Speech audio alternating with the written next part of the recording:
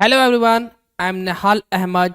Welcome to Adhyayan defence academy. आज हम लोग पढ़ेंगे class 12 physics Maharashtra board chapter number 15 atom and nuclei.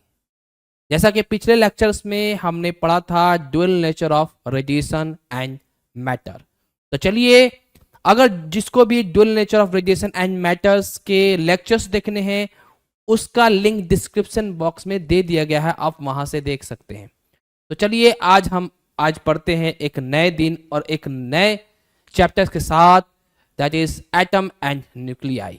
ठीक है, एटम्स का इतिहास बहुत ही पुराना रहा है। बहुत साइंटिस्ट ने एटम्स पे खोज किया, लेकिन ज्यादा फेमस कब हुआ? जब डाल्टन्स के आने पे। ठीक है ना। तो एटम्स जानते हैं कि एटम्स जो होते हैं सबसे स्मॉलेस्ट यूनिट ऑफ पार्टिकल्स होता है। ठीक है, जिसको हम डिसइंटीग्रेट नहीं कर सकते हैं। ठीक है ना। ठीक है, जैसे मान लो मैटर्स को हम तोड़ते हैं, तो मैटर्स को तोड़ते तोड़ते जो सबसे छोटा जो पार्टिकल्स मिलेगा उसको बोलेंगे मैटर। जैसे सपोज कीजिए इसको मैं तोड़ता हूं, इसको जब तोड़ूंगा तो जो सबसे छोटा जो पार्टिकल होगा उसको हम क्या बोलेंगे? एटम्स बोलेंगे। बेसिकली ये जो चैप्टर्स है दो हिस्से में डिवाइड किया गया है, एटम्स और न्यूक्लियाई। यानी एटम्स को अलग से पढ़ेंगे और न्यूक्लियाई को अलग से पढ़ेंगे, कि एटम के स्ट्रक्चर के बारे में पढ़ेंगे, ठीक है ना, और न्यूक्लियर के स्ट्रक्चर के बारे में पढ़ेंगे। तो ये दो हिस्सों में डिवाइड किया गया है। तो सबसे पहले हम लोग जो पहला जो हिस्सा जो पढ़ेंगे वो एटम्स के बारे में हम लोग पढ़ेंगे। तो चलिए, एटम्स के बारे में हम लोग कुछ जान लेते हैं कि क्या होता है एटम्स। ओके, तो हमने क्या लिखा है कि the smallest unit of particles of any matter is called atom. जो सबसे छोटा जो स्मॉलेस्ट यूनिट ऑफ पार्टिकल होता है मेटल्स का, उसको बोलते हैं एटम्स। ठीक है, बेसिकली एटम्स जो है वो कहां से वजूद में आया? ये जॉन डाल्टन के थ्रू आया। ठीक है ना। He contributes the important role for discovering of atom. यानी इसका जॉन डाल्टन का एटम्स में डिस्कवर करने के लिए इनका बहुत बड़ा योगदान था। ठीक है ना। अब आप जानते हैं कि मॉलिक्यूल्स क्या होता है ना। जैसे मान लो हमारा जैसे भी कोई भी, जैसे हमारा H2 है, ऑक्सीजन है, हाइड्रोजन है, ठीक है ना। ये सब जो चीजें हैं ये मॉलिक्यूल्स के फॉर्म में पाए जाते हैं। ठीक है ना। तो द ग्रुप ऑफ एटम्स, यानी the group of atoms are called molecules. अब आप देख सकते हैं कि जो वाटर्स होता है वो कैसे बनता है? दो एटम से बनते हैं, ये दो हाइड्रोजन एटम से और एक ऑक्सीजन मिलकर हमें क्या मिलता है? एक वाटर मॉलिक्यूल्स बनते हैं। अब मान लो अगर हाइड्रोजन की बात करें तो अगर हाइड्रोजन क्या होता है? H के फॉर्म में नहीं पाया जाता, वो किस फॉर्म में पाया जाता है? मॉलिक्यूल्स के फॉर्म में पाया जाता है। यानी दो हाइड्रोजन एटम्स क्या मिलेगा? हमारा एक मॉलिक्यूल ऑफ हाइड्रोजन बनेगा। ओके ना। न्यूक्लियाई क्या होता है? The centre of atom is called nuclei. यानी एटम के जो सेंटर पार्ट पे होता है, जैसा कि आप लोग जानते हो अच्छे से, उसको बोलते हैं न्यूक्लियस, जिसको हम न्यूक्लियाई बोल सकते हैं। ओके ना। अब देखो एटम का शेप कैसा होता है। Atom is a spherical said by J Thomson, who also discover the electron. ठीक है ना। कहने का मतलब क्या है कि जो जे थॉमसन है उन्होंने सबसे पहले बताया था कि एटम्स का जो शेप होता है वो कैसा होता है? स्फेरिकल होता है। और इन्होंने आल्सो डिस्कवर्ड, यानी इन्होंने इलेक्ट्रॉन का भी डिस्कवर किया। किसने? जे थॉमसन ने। ओके ना। ओके, तो जे थॉमसन एटॉमिक मॉडल। अब जे थॉमसन एटॉमिक मॉडल, जैसे इन्होंने 3 मॉडल तैयार किया था। पहले हम थोड़ा सा इसके बारे में देख लेते हैं कि क्या इन्होंने लिखा है, इन्होंने क्या बताया है। ठीक है ना।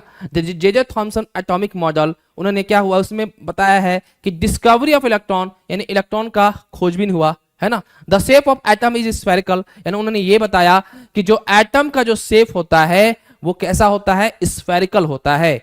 Electron is negatively charge particle, यानी इलेक्ट्रॉन का जो चार्ज होता है वो कैसा होता है? इलेक्ट्रॉन होता है, सॉरी, नेगेटिव चार्ज होता है। ओके ना। ओके, अब देखिए इन्होंने 3 मॉडल तैयार किया। किसने? इसने जे थॉमसन ने 3 मॉडल तैयार किया। ठीक है, और वो कौन कौन सा मॉडल तैयार किया उसको हम लोग देख लेते हैं। He consider the three probable model. Okay, पहला क्या है, each negative charge electron was paired with the positive charge particle. Second क्या है, negative charge electron orbited a central region of positive charge. And तीसरा क्या है, the negative charge the negative charge electron occupies a region of space that was uniformly positive charge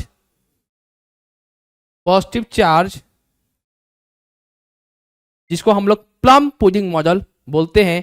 electrons uniformly positive charge space, ये तीनों कहने का क्या मतलब है, देखिए ध्यान से। पहला जो इन्होंने बताया, ऐसे समझो, इन्होंने पहला जो मॉडल जो जे थॉमसन ने जो मॉडल तैयार किया था, तीन तरह से तैयार किया था। तो पहला उन्होंने ये बताया कि जो हमारा एटम्स जो होते हैं वो कैसे होता है कि पॉजिटिव नेगेटिव मतलब ये पेयर में होते हैं।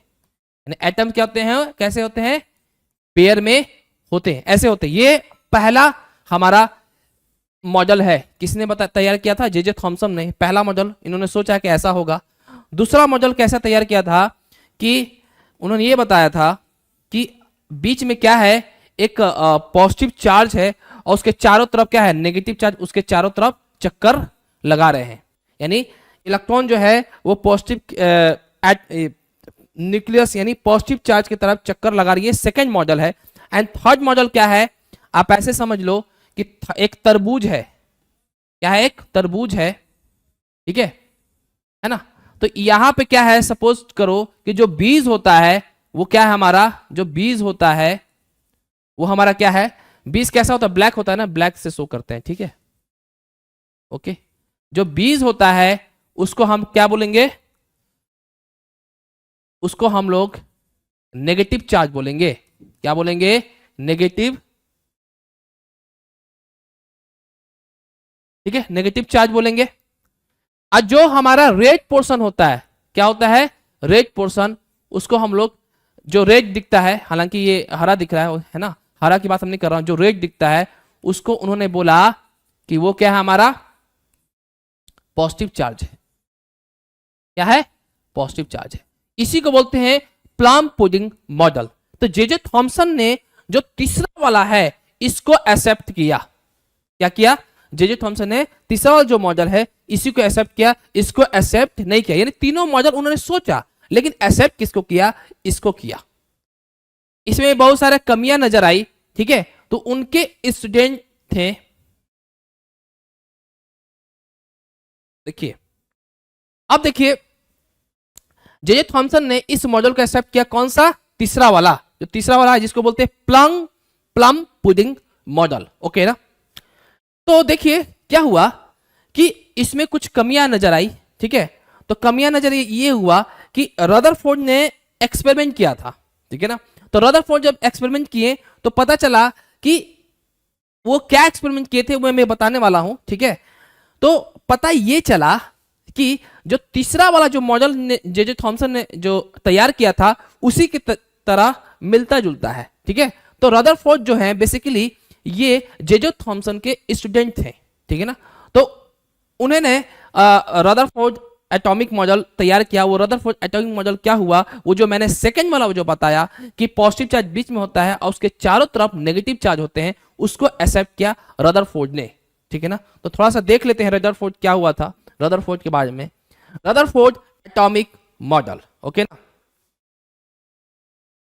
रदरफोर्ड बेसिकली प्रोटॉन का डिस्कवर किया, ठीक है ना। इलेक्ट्रॉन का किसने किया, जे थॉमसन ने, ठीक है।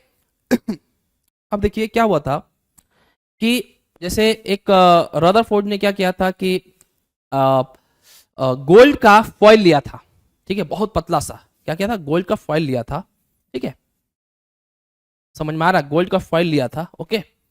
और इस पे अल्फा पार्टिकल्स भेजा था। क्या किया था, इस बहुत सारे अल्फा पार्टिकल इस पे भेजा था। तो भेजने पे देखने को ये मिला कि बहुत सारे जो अल्फा पार्टिकल है वो स्ट्रेट चले गए।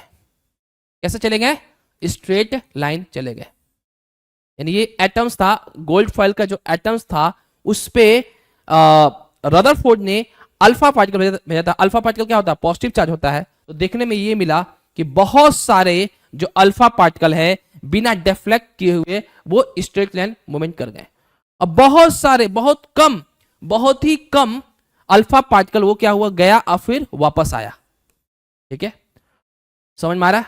और बहुत सारे नहीं, बहुत ही कम जो हमारा अल्फा पार्टिकल है वो क्या हुआ, उससे इस पाथ से, अपने पाथ से क्या हुआ, जैसे ऐसे जा रहे हैं वो क्या हुआ, डिफ्लेक्ट कर गए। यानी बहुत ही कम देखने को मिला। ऐसा एक्सपेरिमेंट देखने को मिला था। ठीक है ना, रदरफोर्ड ने ऐसा किया था। ओके ना, तो आपको देखने से मिल रहा है कि मोस्ट ऑफ द पार्ट जो है वो deflect, most of the alpha particle जो है वो डिफ्लेक्ट किया ही नहीं, लेकिन बहुत ही कम अमाउंट में जो अल्फा पार्टिकल है वो डिफ्लेक्ट किया। आप यहां फिगर में भी देख सकते हैं। और बहुत सारे जो बहुत कम जो अल्फा पार्टिकल है वो क्या हुआ, अपने पाथ से रिटर्न अगेन गया, फिर वापस आ गया। ठीक है ना, समझ में आ रहा है?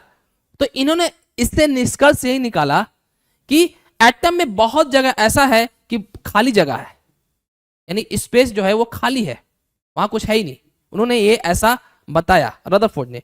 और ये बताया कि एक मतलब पॉजिटिव चार्ज जो है वो सेंटर पे कंसंट्रेट है, और जो इंटायर जो मास है एटम का वो सेंटर पे कंसंट्रेट है, और जो पॉजिटिव चार्ज जो है वो क्या है, सेंटर पे कंसंट्रेटेड है। ये निष्कर्ष निकला।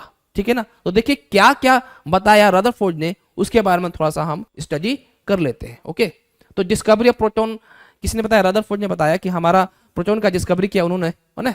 और उसके बाद entire positive charge and most of the mass of the atom is concentrated in the center nucleus। जैसा कि मैंने बताया कि ये अगर हम सेंटर न्यूक्लियस मान लेते हैं, सेंटर पार्ट ये है, क्या हमारा सेंटर पार्ट है, तो मोस्ट ऑफ द मास जो है, चाहे मोस्ट ऑफ द जो चार्जेस हैं, ज्यादा जो पॉजिटिव जो चार्जेस है, जो पॉजिटिव चार्जेस है और जो मोस्ट ऑफ द मास है वो कहां कंसंट्रेट है, सेंटर पे कंसंट्रेटेड है।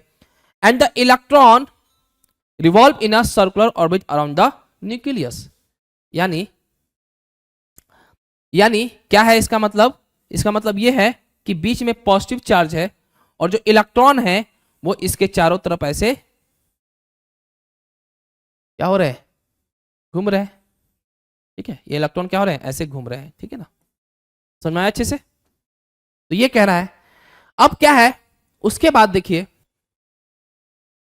उन्होंने ये बताया, ये ब्लंडर मिस्टेक कर दिया उन्होंने क्या बताया कि इलेक्ट्रॉन वो जो fall into the nucleus and the atom was collapse. ठीक है, यानी उन्होंने ये कहा कि जो इलेक्ट्रॉन जो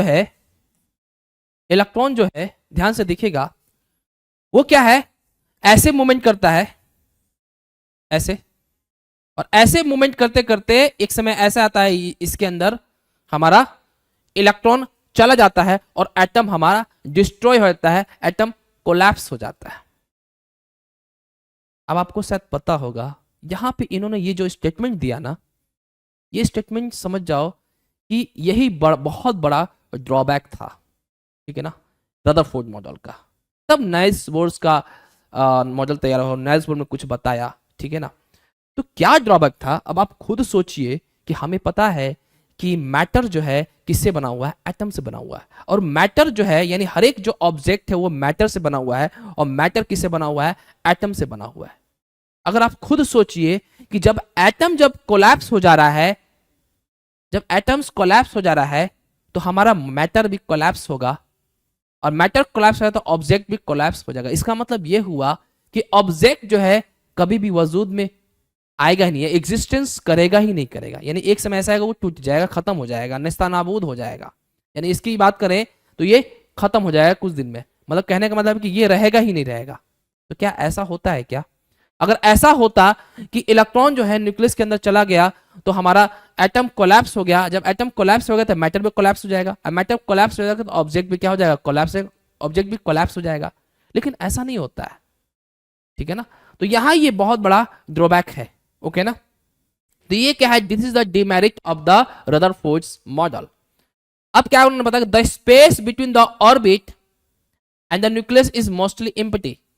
यानी जो न्यूक्लियस और ऑर्बिट के बीच में ये जो दिख रहा है डिस्टेंस, यहां पर मोस्टली क्या होता है, एम्प्टी होता है, ठीक है, वहां पे कुछ नहीं होता, ओके, ठीक है।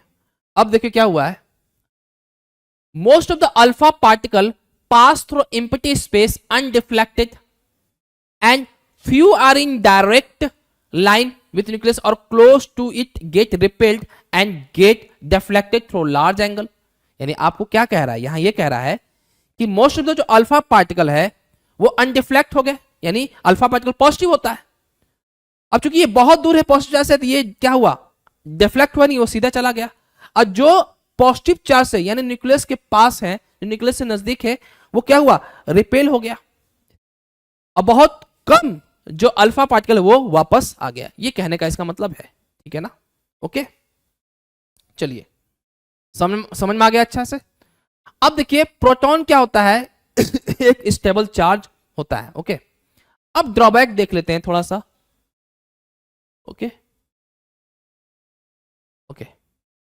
Since electron is unstable so it revolves continuously around the nucleus. Due to this revolution it loses some energy in the form of electromagnetic radiation, accelerated motion of electron। देखो हमेशा कभी भी ध्यान देना कि जब कोई चीज पार्टिकल एक्सेलरेट करता है तो वो अपना एनर्जी क्या होता है, लूज करता है, ठीक है ना। तो उन्होंने ये बताया कि इलेक्ट्रॉन चूंकि अनस्टेबल होता है और वो जो है देखो ध्यान से ऐसे कह रहा है कि जैसे हमारा इलेक्ट्रॉन घूम रहा है ऐसे करके, जब इलेक्ट्रॉन एक्सेलरेट करेगा, तो जब इलेक्ट्रॉन एक्सेलरेट करता है तो वो इलेक्ट्रोमैग्नेटिक रेडिएशन इमिट करता है। जब इमिट करेगा तो उसके वजह से क्या होगा कि कुछ एनर्जी क्या होगा, लूज होगा, और लूज होते होते फिर क्या होगा, ये ऐसे मोशन करेगा इलेक्ट्रॉन, कैसे करेगा, ऐसे। ये क्या कंटिन्यूसली क्या करेगा, अपना जो इलेक्ट्रोमैग्नेटिक रेडिएशन है वो छोड़ते जाएगा और एक समय आएगा कि ये हमारा न्यूक्लियस के अंदर चला जाएगा, ठीक है ना, समझ में आया अच्छे से, ओके ओके। तो वही यहां पे लिखा हुआ है when the energy loss electron fall on the nucleus. सही बात है कि जब एनर्जी लॉस करेगा तो इलेक्ट्रॉन क्या होगा, न्यूक्लियस के अंदर चला जाएगा। तो ये बेसिकली क्या हो रहा है कि जब ये ऐसे मूवमेंट कर रहा है, जब ये ऐसे मूवमेंट करता है कंटिन्यूसली क्या होगा, हमारा इलेक्ट्रोमैग्नेटिक वेव्स कंटिन्यूसली रेडिएट कर रहा है, तो उसकी वजह से हमारा एनर्जी लॉस हो रहा है ना, एनर्जी लॉस हो रहा है तो कंटिन्यूसली क्या हो रहा है, वो न्यूक्लियस के पास जा रहा है, और एक समय ऐसा है कि वो क्या होगा, न्यूक्लियस के अंदर चला जाएगा और हमारा इलेक्ट्रॉन कोलैप्स हो जाएगा, ऐसा रदरफोर्ड ने बताया है, ठीक है ना। तो ये हमारा ड्रॉबैक है, ठीक है, क्या है ये हमारा, this is the drawback, okay. Second क्या है कि the revolving electron emits the radiation continuously with the varying frequency, hence the spectrum is continuous. ये क्या बता रहा है कि जब हमारा इलेक्ट्रॉन जो है वो क्या हो रहा है कि उसका एनर्जी लगातार लूज कर रहा है, तो हमारा फ्रीक्वेंसी भी क्या हो, वो भी चेंज होगा, वो भी कंटिन्यूअस होगा, तो एनर्जी भी कंटिन्यूअस होगा, एनर्जी कंटिन्यूअस होगा ना, जब ऐसे ऐसे करेगा तो कंटिन्यूअस होगा, और जब कंटिन्यूअस होगा तो हमारा जो स्पेक्ट्रम मिलेगा वो कैसा मिलेगा, कंटिन्यूअस मिलेगा। क्या स्पेक्ट्रम कंटिन्यूअस मिलता है क्या? अगर हम हाइड्रोजन स्पेक्ट्रम की बात करें तो आपको शायद पता होगा कि ग्राउंड स्टेट में हमारा जो एनर्जी होगा, ठीक है, ग्राउंड स्टेट में जो हमारा हाइड्रोजन का एनर्जी जो होता है वो कितना होता है, -13.6 इलेक्ट्रॉन वोल्ट, ठीक है। फर्स्ट एक्साइटेड स्टेट में जो हमारा एनर्जी होता है इलेक्ट्रॉन का वो कितना होता है, -3.4 इलेक्ट्रॉन वोल्ट, एंड उसके बाद हमारा थर्ड क्वांटम नंबर यानी E3 जो होगा उसमें जो एनर्जी होगा कितना, 1.51 इलेक्ट्रॉन वोल्ट। तो क्या ये कंटिन्यूस दिख रहा है क्या, -13.6 इलेक्ट्रॉन वोल्ट है, फिर -3.4 इलेक्ट्रॉन वोल्ट है, फिर -1.51 इलेक्ट्रॉन वोल्ट है। ये हाइड्रोजन स्पेक्ट्रम ऐसा मिलता है, यानी कंटिन्यूस नहीं मिलता है, ये कैसा मिल रहा है, डिस्क्रीट मिल रहा है। तो ये बहुत बड़ा ड्रॉबैक है। तो उन्होंने ये बताया कि कि हमारा जो स्पेक्ट्रम मिलता है वो कंटिन्यूस मिलता है, और दूसरा ये बताया कि हमारा इलेक्ट्रॉन जो है वो न्यूक्लियस के चारों तरफ रिवॉल्व करते करते क्या होता है कि वो अपना ईएम वेव्स प्रोड्यूस करता है। तो चूंकि इलेक्ट्रॉन एसेलरेट करता है तो एसेलेशन से क्या होगा, हमारा ईएम वेव प्रोड्यूस होगा, तो उसके वजह से जो एनर्जी होगा वो डिक्रीज करेगा, और एनर्जी डिक्रीज करते करते वो न्यूक्लियस की तरफ अप्रोच करेगा और न्यूक्लियस के अंदर चला जाएगा। तो ये हमारा डिमेरिट है, ठीक है ना, दो डिमेरिट इसका। तो अगर डिमेरिट अगर पूछता है कि रदरफोर्ड का डिमेरिट क्या है, तो आप ये 2 पॉइंट आप लिख सकते हो, ठीक है ना, समझ में आया, ठीक है। तो अब उसका जब डिमेरिट जब देखा गया तो इसके बाद नाइल्स बोर आए। नाइल्स बोर ने क्या बताया, तो इसमें उन्होंने 3 पोस्टुलेट बताया, फर्स्ट, सेकंड और थर्ड। तो फर्स्ट पोस्टुलेट में उन्होंने क्या बताया, देखिए उन्होंने ये बताया कि हमारा electron revolve around the nucleus because of centripetal force is necessary which is provided by the electrostatic force between the electron and nucleus। उन्होंने ये बताया कि जब हमारा जो इलेक्ट्रॉन है, ठीक है, जिसका मास m है और वो न्यूक्लियस से r डिस्टेंस पे, यानी इसका रेडियस r है, तो ये ऐसे सर्कुलर मोशन करेगा, इलेक्ट्रॉन न्यूक्लियस के चारों तरफ घूमेगा तो सर्कुलर मोशन करेगा। और जब आप सर्कुलर मोशन करेगा तो हमें पता है कि इसके अंदर अगर कोई भी चीज, कोई भी मास, कोई भी ऑब्जेक्ट अगर सर्कुलर मोशन करता है तो उसमें सेंट्रीपिटल फोर्स लगता है, लेकिन सेंट्रीपिटल फोर्स एक प्रोवाइडिंग फोर्स होता है, यानी किसी न किसी फोर्स के इक्वल होता है। तो यहां पे एक और फोर्स लग रहा होगा, और यहां पे कौन सा फोर्स लग रहा है, क्योंकि हमारा न्यूक्लियस पॉजिटिव चार्ज होगा और हमारा इलेक्ट्रॉन कैसा होगा, नेगेटिव चार्ज होगा, तो दोनों के बीच में कौन सा फोर्स लगेगा, इलेक्ट्रोस्टैटिक फोर्स होगा। और वो इलेक्ट्रोस्टैटिक फोर्स जो होगा वो किसके बराबर होगा, हमारा सेंट्रीपिटल फोर्स के बराबर होगा, ठीक है ना। तो उन्होंने देखो क्या बताया कि यहां पे क्या लिखा हुआ है कि हमारा सेंट्रीपिटल फोर्स जो है वो इलेक्ट्रोस्टैटिक फोर्स के बराबर होगा। और हमें पता है कि सेंट्रीपिटल फोर्स क्या होगा, अगर इलेक्ट्रॉन का वेलोसिटी v है, मास m है और रेडियस r है, तो क्या लेंगे, mv²/r हो जाएगा। और क्या होता है कि दो चार्ज के बीच में हमारा इलेक्ट्रोस्टैटिक फोर्स क्या होता है, जैसे दो चार्ज है, एक q1 है, एक q2 है, दोनों के बीच में r डिस्टेंस है, तो हमारा क्या होता है फॉर्मूला, फोर्स क्या होगा, इलेक्ट्रोस्टैटिक फोर्स होता है 1/4πε0 q1 q2/r², यही होता है ना।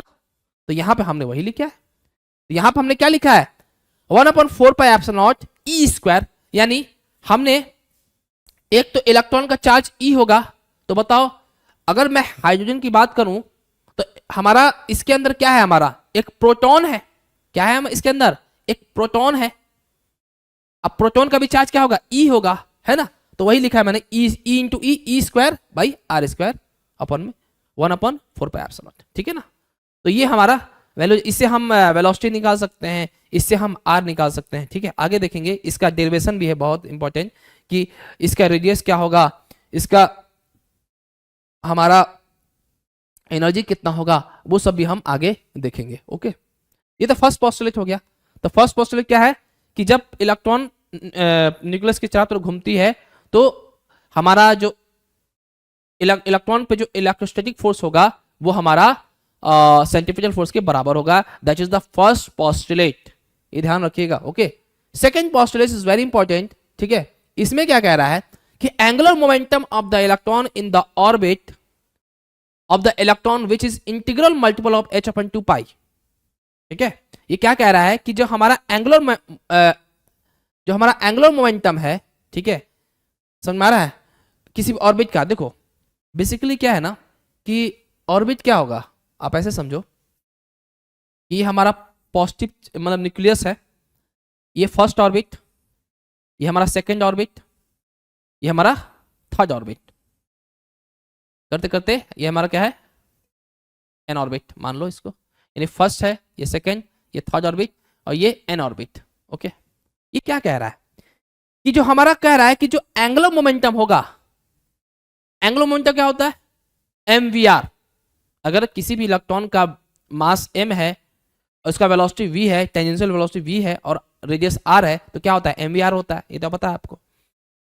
तो यहां पे कह रहा है कि जो एंगुलर मोमेंटम होगा फर्स्ट ऑर्बिट का वो h/2 होगा फर्स्ट ऑर्बिट का, एंड सेकेंड ऑर्बिट का क्या होगा 2h/2 होगा, थर्ड ऑर्बिट का क्या होगा 3h/2 होगा, और हमारा n ऑर्बिट का क्या होगा nh/2 होगा। यानी क्या हो रहा है कि फर्स्ट ऑर्बिट में h/2, सेकेंड ऑर्बिट में 2h/2, यानी क्या कर रहे हैं थर्ड ऑर्बिट में 3h/2, यानी जितने ऑर्बिट होगा उसको प्रिंसिपल क्वांटम नंबर जितना भी है उस ऑर्बिट का और h/2 से मल्टीप्लाई कर देंगे, that is called angular momentum. यानी कहने का मतलब यह है कि सेकंड पोस्टुलेट क्या कह रहा है कि the integral multiple of orbit is equal to क्या है ये angular momentum of the electron in the orbit of electron. ऐसे देखिए क्या लिखा हुआ है, देखो ध्यान से, angular momentum of the electron in the orbit of electron which is integral multiple h/2। तो फर्स्ट ऑर्बिट में अगर h/2 है, सेकंड ऑर्बिट में 2h/2 है, थर्ड ऑर्बिट में 3h/2 है, तो nth ऑर्बिट में क्या होगा nh/2 होगा। तो ये कह रहा है कि हमारा इंटीग्रल मल्टीपल ऑफ h/2, तो इंटीग्रल मल्टीपल क्या है फर्स्ट ऑर्बिट का 1 है, सेकंड ऑर्बिट का 2 है, थर्ड ऑर्बिट का 3 है, ठीक है, nth ऑर्बिट का n है, ठीक है ना। अब देखो इन्होंने ये बताया कि जो such orbit are stable and does not emit radiation during revolution, thus different orbit have different angular momentum and energy which are discrete। तो हमारा एंगुलर जो मोमेंटम हो जाएगा वो कितना हो जाएगा हमारा nh/2 हो जाएगा। अगर फर्स्ट ऑर्बिट है तो n का वैल्यू 1 लिख देंगे, अगर सेकंड ऑर्बिट है तो n का वैल्यू 2 लिख देंगे, अगर थर्ड ऑर्बिट है तो n का वैल्यू 3 लिख देंगे। तो आप खुद सोचो कि इसका जो एंगुलर मोमेंटम है वो कैसा है डिस्क्रीट है, पहले h/2 मिल रहा है, फिर 2h/2 मिल रहा है, फिर 3h/2 मिल रहा है, इसके बीच में क्या मिला 1h/2 और 2h/2 के बीच में क्या एंगुलर मोमेंटम मिल रहा है क्या, नहीं मिल रहा है। इसलिए कैसा इसका एंगुलर मोमेंटम है डिस्क्रीट है, कंटिन्यूस नहीं है। उसी तरह एनर्जी भी क्या होता है डिस्क्रीट होता है। जैसे हमें पता है कि हाइड्रोजन स्पेक्ट्रम का जो एनर्जी हमें मिलता है -13.6 इलेक्ट्रॉन वोल्ट, सेकंड का मिलता है हमारा सेकंड ऑर्बिट का हम मिलता है हमें -3.4 इलेक्ट्रॉन वोल्ट, थर्ड का मिलता है -1.5 इलेक्ट्रॉन वोल्ट मिलता है कि नहीं, फोर्थ का मिलता है -0.85 इलेक्ट्रन वोल्ट ये मिलता है। तो कैसा एनर्जी है डिस्क्रीट एनर्जी है। और उन्होंने ये बताया कि जब कभी भी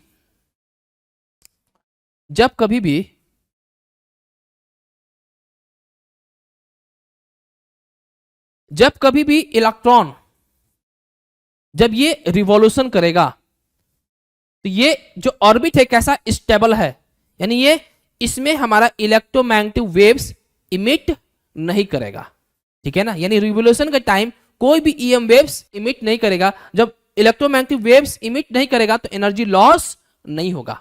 समझ में आ रहा है, क्लियर।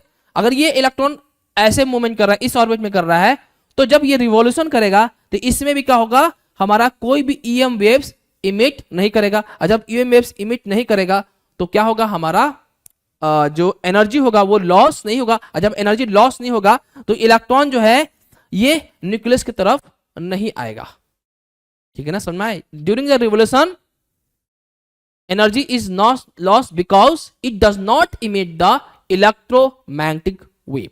ओके ना, समझ में आ गया अच्छे से। इलेक्ट्रोमैग्नेटिक रेडिएशन बोलो वेव बोलो जो भी है, ठीक है ना, समझ में आ गया।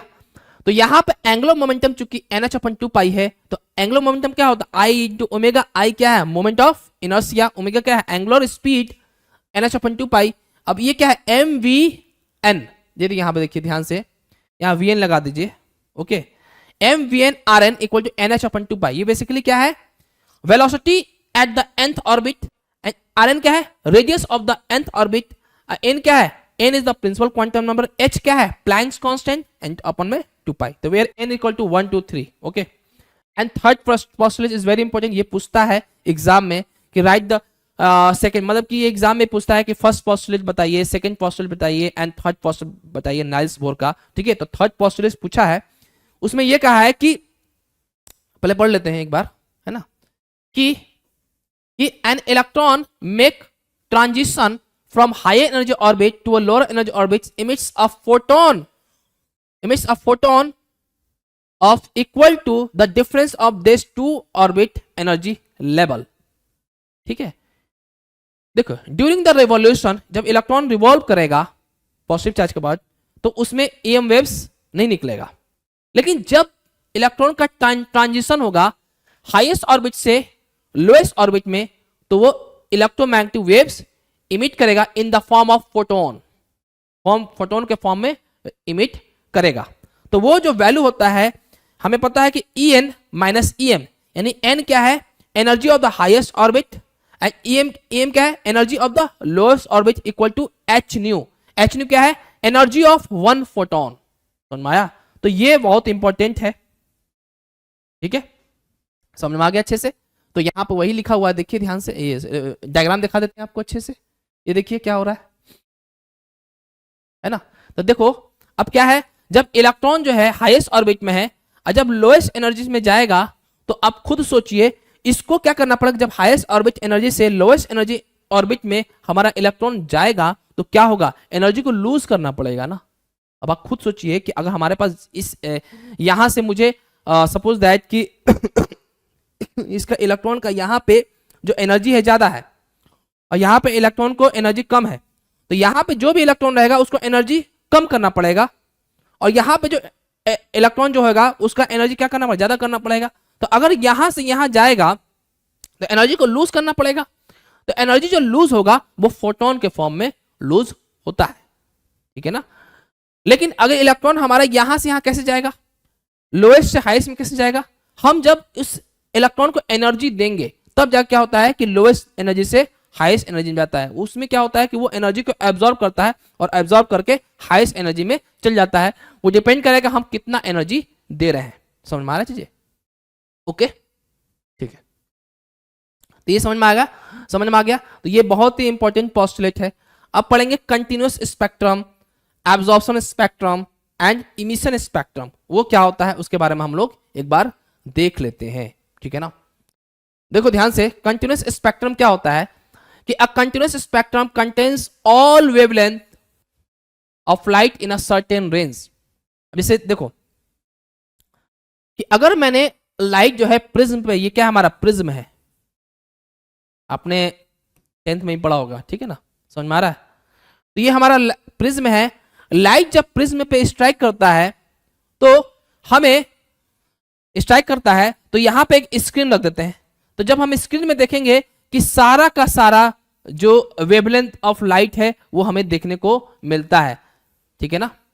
जैसे हमारा क्या मिलता है, वायलेट भी मिलेगा, इंडिगो भी मिलेगा, ब्लू भी मिलेगा, ग्रीन लाइट मिलेगा, येलो, ऑरेंज एंड रेड सब मिलता है, यानी ऐसा देखने को मिलेगा। बता रहे हैं, देखिए कैसा मिलेगा, वो फिगर दिखाते हैं, ये इस तरीके से मिलेगा, देखना स्पेक्ट्रम सारा मिल रहा है कि नहीं मिल रहा है, रेड से लेकर ब्लू तक मिल रहा है, इंडिगो तक मिल रहा है। इसको बोलते हैं कंटिन्यूअस स्पेक्ट्रम। ये हमारा क्या है, this is called continuous spectrum. Okay, अब देखिए, अब दूसरा पढ़ते हैं एब्जॉर्प्शन स्पेक्ट्रम। ओके, अब देखिए एब्जॉर्प्शन स्पेक्ट्रम क्या होगा। Okay, absorption spectrum is a special type of spectrum in which electron in a gas molecules absorb energy from a source या light to go from lower energy level to higher energy level। यानी क्या हुआ, आप खुद देखिए कि जैसे ये हमारा प्रिज्म है, ये हमारा गैस मॉलिक्यूल है, इसके अंदर गैस रखा हुआ है। आप खुद सोचिए कि gas molecules rays of light के, मतलब इस पे लाइट आ रहा है किसमें, गैस मॉलिक्यूल पे, तो इसका मतलब क्या हुआ, गैस मॉलिक्यूल को एनर्जी मिल रहा है, और जब एनर्जी मिल रहा है तो वो कहां जाएगा, लोअर एनर्जी लेवल से हायर एनर्जी लेवल में जाएगा, ठीक है ना। तो बेसिकली इसने क्या किया, ये क्या करता है, गैस मॉलिक्यूल कुछ वेवलेंथ को ये क्या करता है, एब्जॉर्ब कर लेता है। यानी जब नीचे से ऊपर जाएगा तो एब्जॉर्ब तो करेगा ना लाइट को, यानी पूरा का पूरा ये जो लाइट जो हमें मिला था, पूरा का पूरा यहां पे 7 लाइट मिला था, 7 कलर ऑफ लाइट मिला था, वो पूरा नहीं मिलेगा। वो बेसिकली कितना मिल रहा है, सिर्फ यहाँ पे 3 मिल रहा है, रेड मिल रहा है, ग्रीन मिल रहा है और वायलेट मिल रहा है। ऐसा समझ लो कि हमें 3 मिल रहा है। अब बाकी 4 कहां गया, बाकी चारों को ये गैस मॉलिक्यूल क्या कर लेता है, एब्जॉर्ब कर लिया। और जहां एब्जॉर्ब कर लिया तो देखिए जो और भी चार कलर था, जो और भी चार कलर था, ठीक है ना, उसके जगह पे हमें क्या मिलेगा, ब्लैक देखने को मिलेगा। क्या मिलेगा, ब्लैक। उसके जगह पे क्या मिलेगा, मुझे ब्लैक देखने को मिलेगा। समझ में आ रहा है चीजें? जैसा कि आप यहां पे देख सकते हैं, मैं आपको फिगर दिखा देता हूं, देखिए ये देखिए, ठीक है, ये दिस वन एब्जॉर्प्शन स्पेक्ट्रम, ये देखिए क्या मिल रहा है यहां पे, देखिए ब्लैक दिख रहा है कि नहीं दिख रहा है। यानी ये यहां जो लाइट था, कुछ पोर्शन जो रेड लाइट का था, उसने क्या किया, उस गैस मॉलिक्यूल ने एब्जॉर्ब कर लिया, और उसके जगह पे यहां पे जो हमें स्पेक्ट्रम जो मिलेगा, यहां पे ब्लैक मिलने लगा। यहां पे देखिए, यहां ब्लैक मिलने लगा, यहां भी ब्लैक मिल रहा है, यहां भी ब्लैक मिल रहा है, और यहां भी मिल रहा है, और यहां भी मिल रहा है। ऐसे स्पेक्ट्रम बोलते हैं एब्जॉर्प्शन लाइन स्पेक्ट्रम। ओके ना, अब देखिएगा ध्यान से, अब ओके ओके ठीक है, समझ में आया? अब देखिए ध्यान से, बहुत अच्छा पॉइंट है। अब इसी गैस मॉलिक्यूल को मैं क्या करूंगा, एक सपोज कीजिए कि डार्क रूम में ले जाऊंगा, अंधेरे कमरे में, है ना, और इसको हिट करूंगा, ठीक है ना, पहले ऑब्जर्व किया, ठीक है। चाहे ऐसा करेंगे कि हिट तो है ही, इसको ऐसा डार्क रूम में ले जाऊंगा कि जहां उसका जो टेम्परेचर होगा डार्क रूम का वो कम होगा। अगर टेम्परेचर कम होगा और इसका टेम्परेचर, गैस मॉलिक्यूल का टेम्परेचर ज्यादा होगा, तो क्या होगा कि जो हमारा रेडिएशन है वो इमिट करेगा। तो वो कौन सा रेडिएशन इमिट करेगा, जिसने एब्जॉर्ब किया था वही रेडिएशन इमिट करेगा। इमिट करेगा तो देखिए हमें क्या मिल रहा है यहाँ पे, जिसने जो ऑब्जॉर्व किया था इसमें लाइट, वही हमें इमिट मिल, ऑरेंज, येलो, ब्लू और ग्रीन देखने को मिल रहा है। ठीक है, तो यहां पे आप देखिए क्या लिखा हुआ है इसमें, ये when a gas is heated inside glass tube and the emitted radiation pass through a glass prism, we get a line spectrum. This spectrum is called atomic spectrum. तो यही स्पेक्ट्रम क्या बोलते हैं, एटॉमिक स्पेक्ट्रम बोलते हैं, जिसको हम emission spectrum बोला जाता है। ठीक है ना, तो इसका जो हमारा लाइन जो दिखेगा, देखिए कैसा दिख रहा है, देखिए यहां पर आप देखिए जो हमारा ब्लैक दिख रहा था वहां पे ये कलर मिल रहा है, आप खुद देख सकते हो। यहां जो हमारा ब्लैक दिख रहा था, जिसको एब्जॉर्ब किया था, वही हमारा कलर यहां पे देखने को मिल रहा है।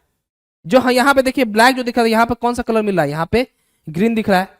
यहां पे देखिए इसने ग्रीन को एब्जॉर्ब किया था, तो क्या हुआ, यहां पे ग्रीन कलर मिल रहा है। यहां पे भी देखो, यहां ब्लैक मिला था, यहां पे कौन सा ग्रीन कलर मिल रहा है यहां पे, ठीक है। और यहां पे ब्लू लाइन को एब्जॉर्ब किया था, तो यहां देखिए ब्लू कलर मिल रहा है। बाकी सब ये देखिए कैसा डार्क मिल रहा है उसके जगह पे। हो रहा है कि नहीं हो रहा है? यानी क्या समझे, ये क्या समझे कि अगर मैं गैस मॉलिक्यूल को लाइट रे पे रखूंगा तो कुछ ना कुछ वेवलेंथ को, वो पार्टिकुलर वेवलेंथ को एब्जॉर्ब कर लेता है, और जिस वेवलेंथ को एब्जॉर्ब करता है स्क्रीन पे उसकी जगह पे ब्लैक दिखाता है। जैसे मान लो रेड लाइट को उसने एब्जॉर्ब कर लिया तो रेड लाइट पे ब्लैक दिखाएगा, अगर ग्रीन लाइट को एब्जॉर्ब किया तो ग्रीन लाइट की जगह पे ब्लैक दिखाएगा वहां पे। समझ में आ रहा है? अब मैं क्या करूंगा, उसी गैस मॉलिक्यूल को ऐसा जगह ले जाऊंगा कि एक मतलब कि डार्क रूम टाइप का होगा, ठीक है ना। और दूसरी बात तो होगा कि उसको क्या बोलते हैं उसको, जो सराउंडिंग टेम्परेचर होगा वो कैसा होगा, वो लो होगा, तो रेडिएशन इमिट करेगा उस गैस मॉलिक्यूल से। तो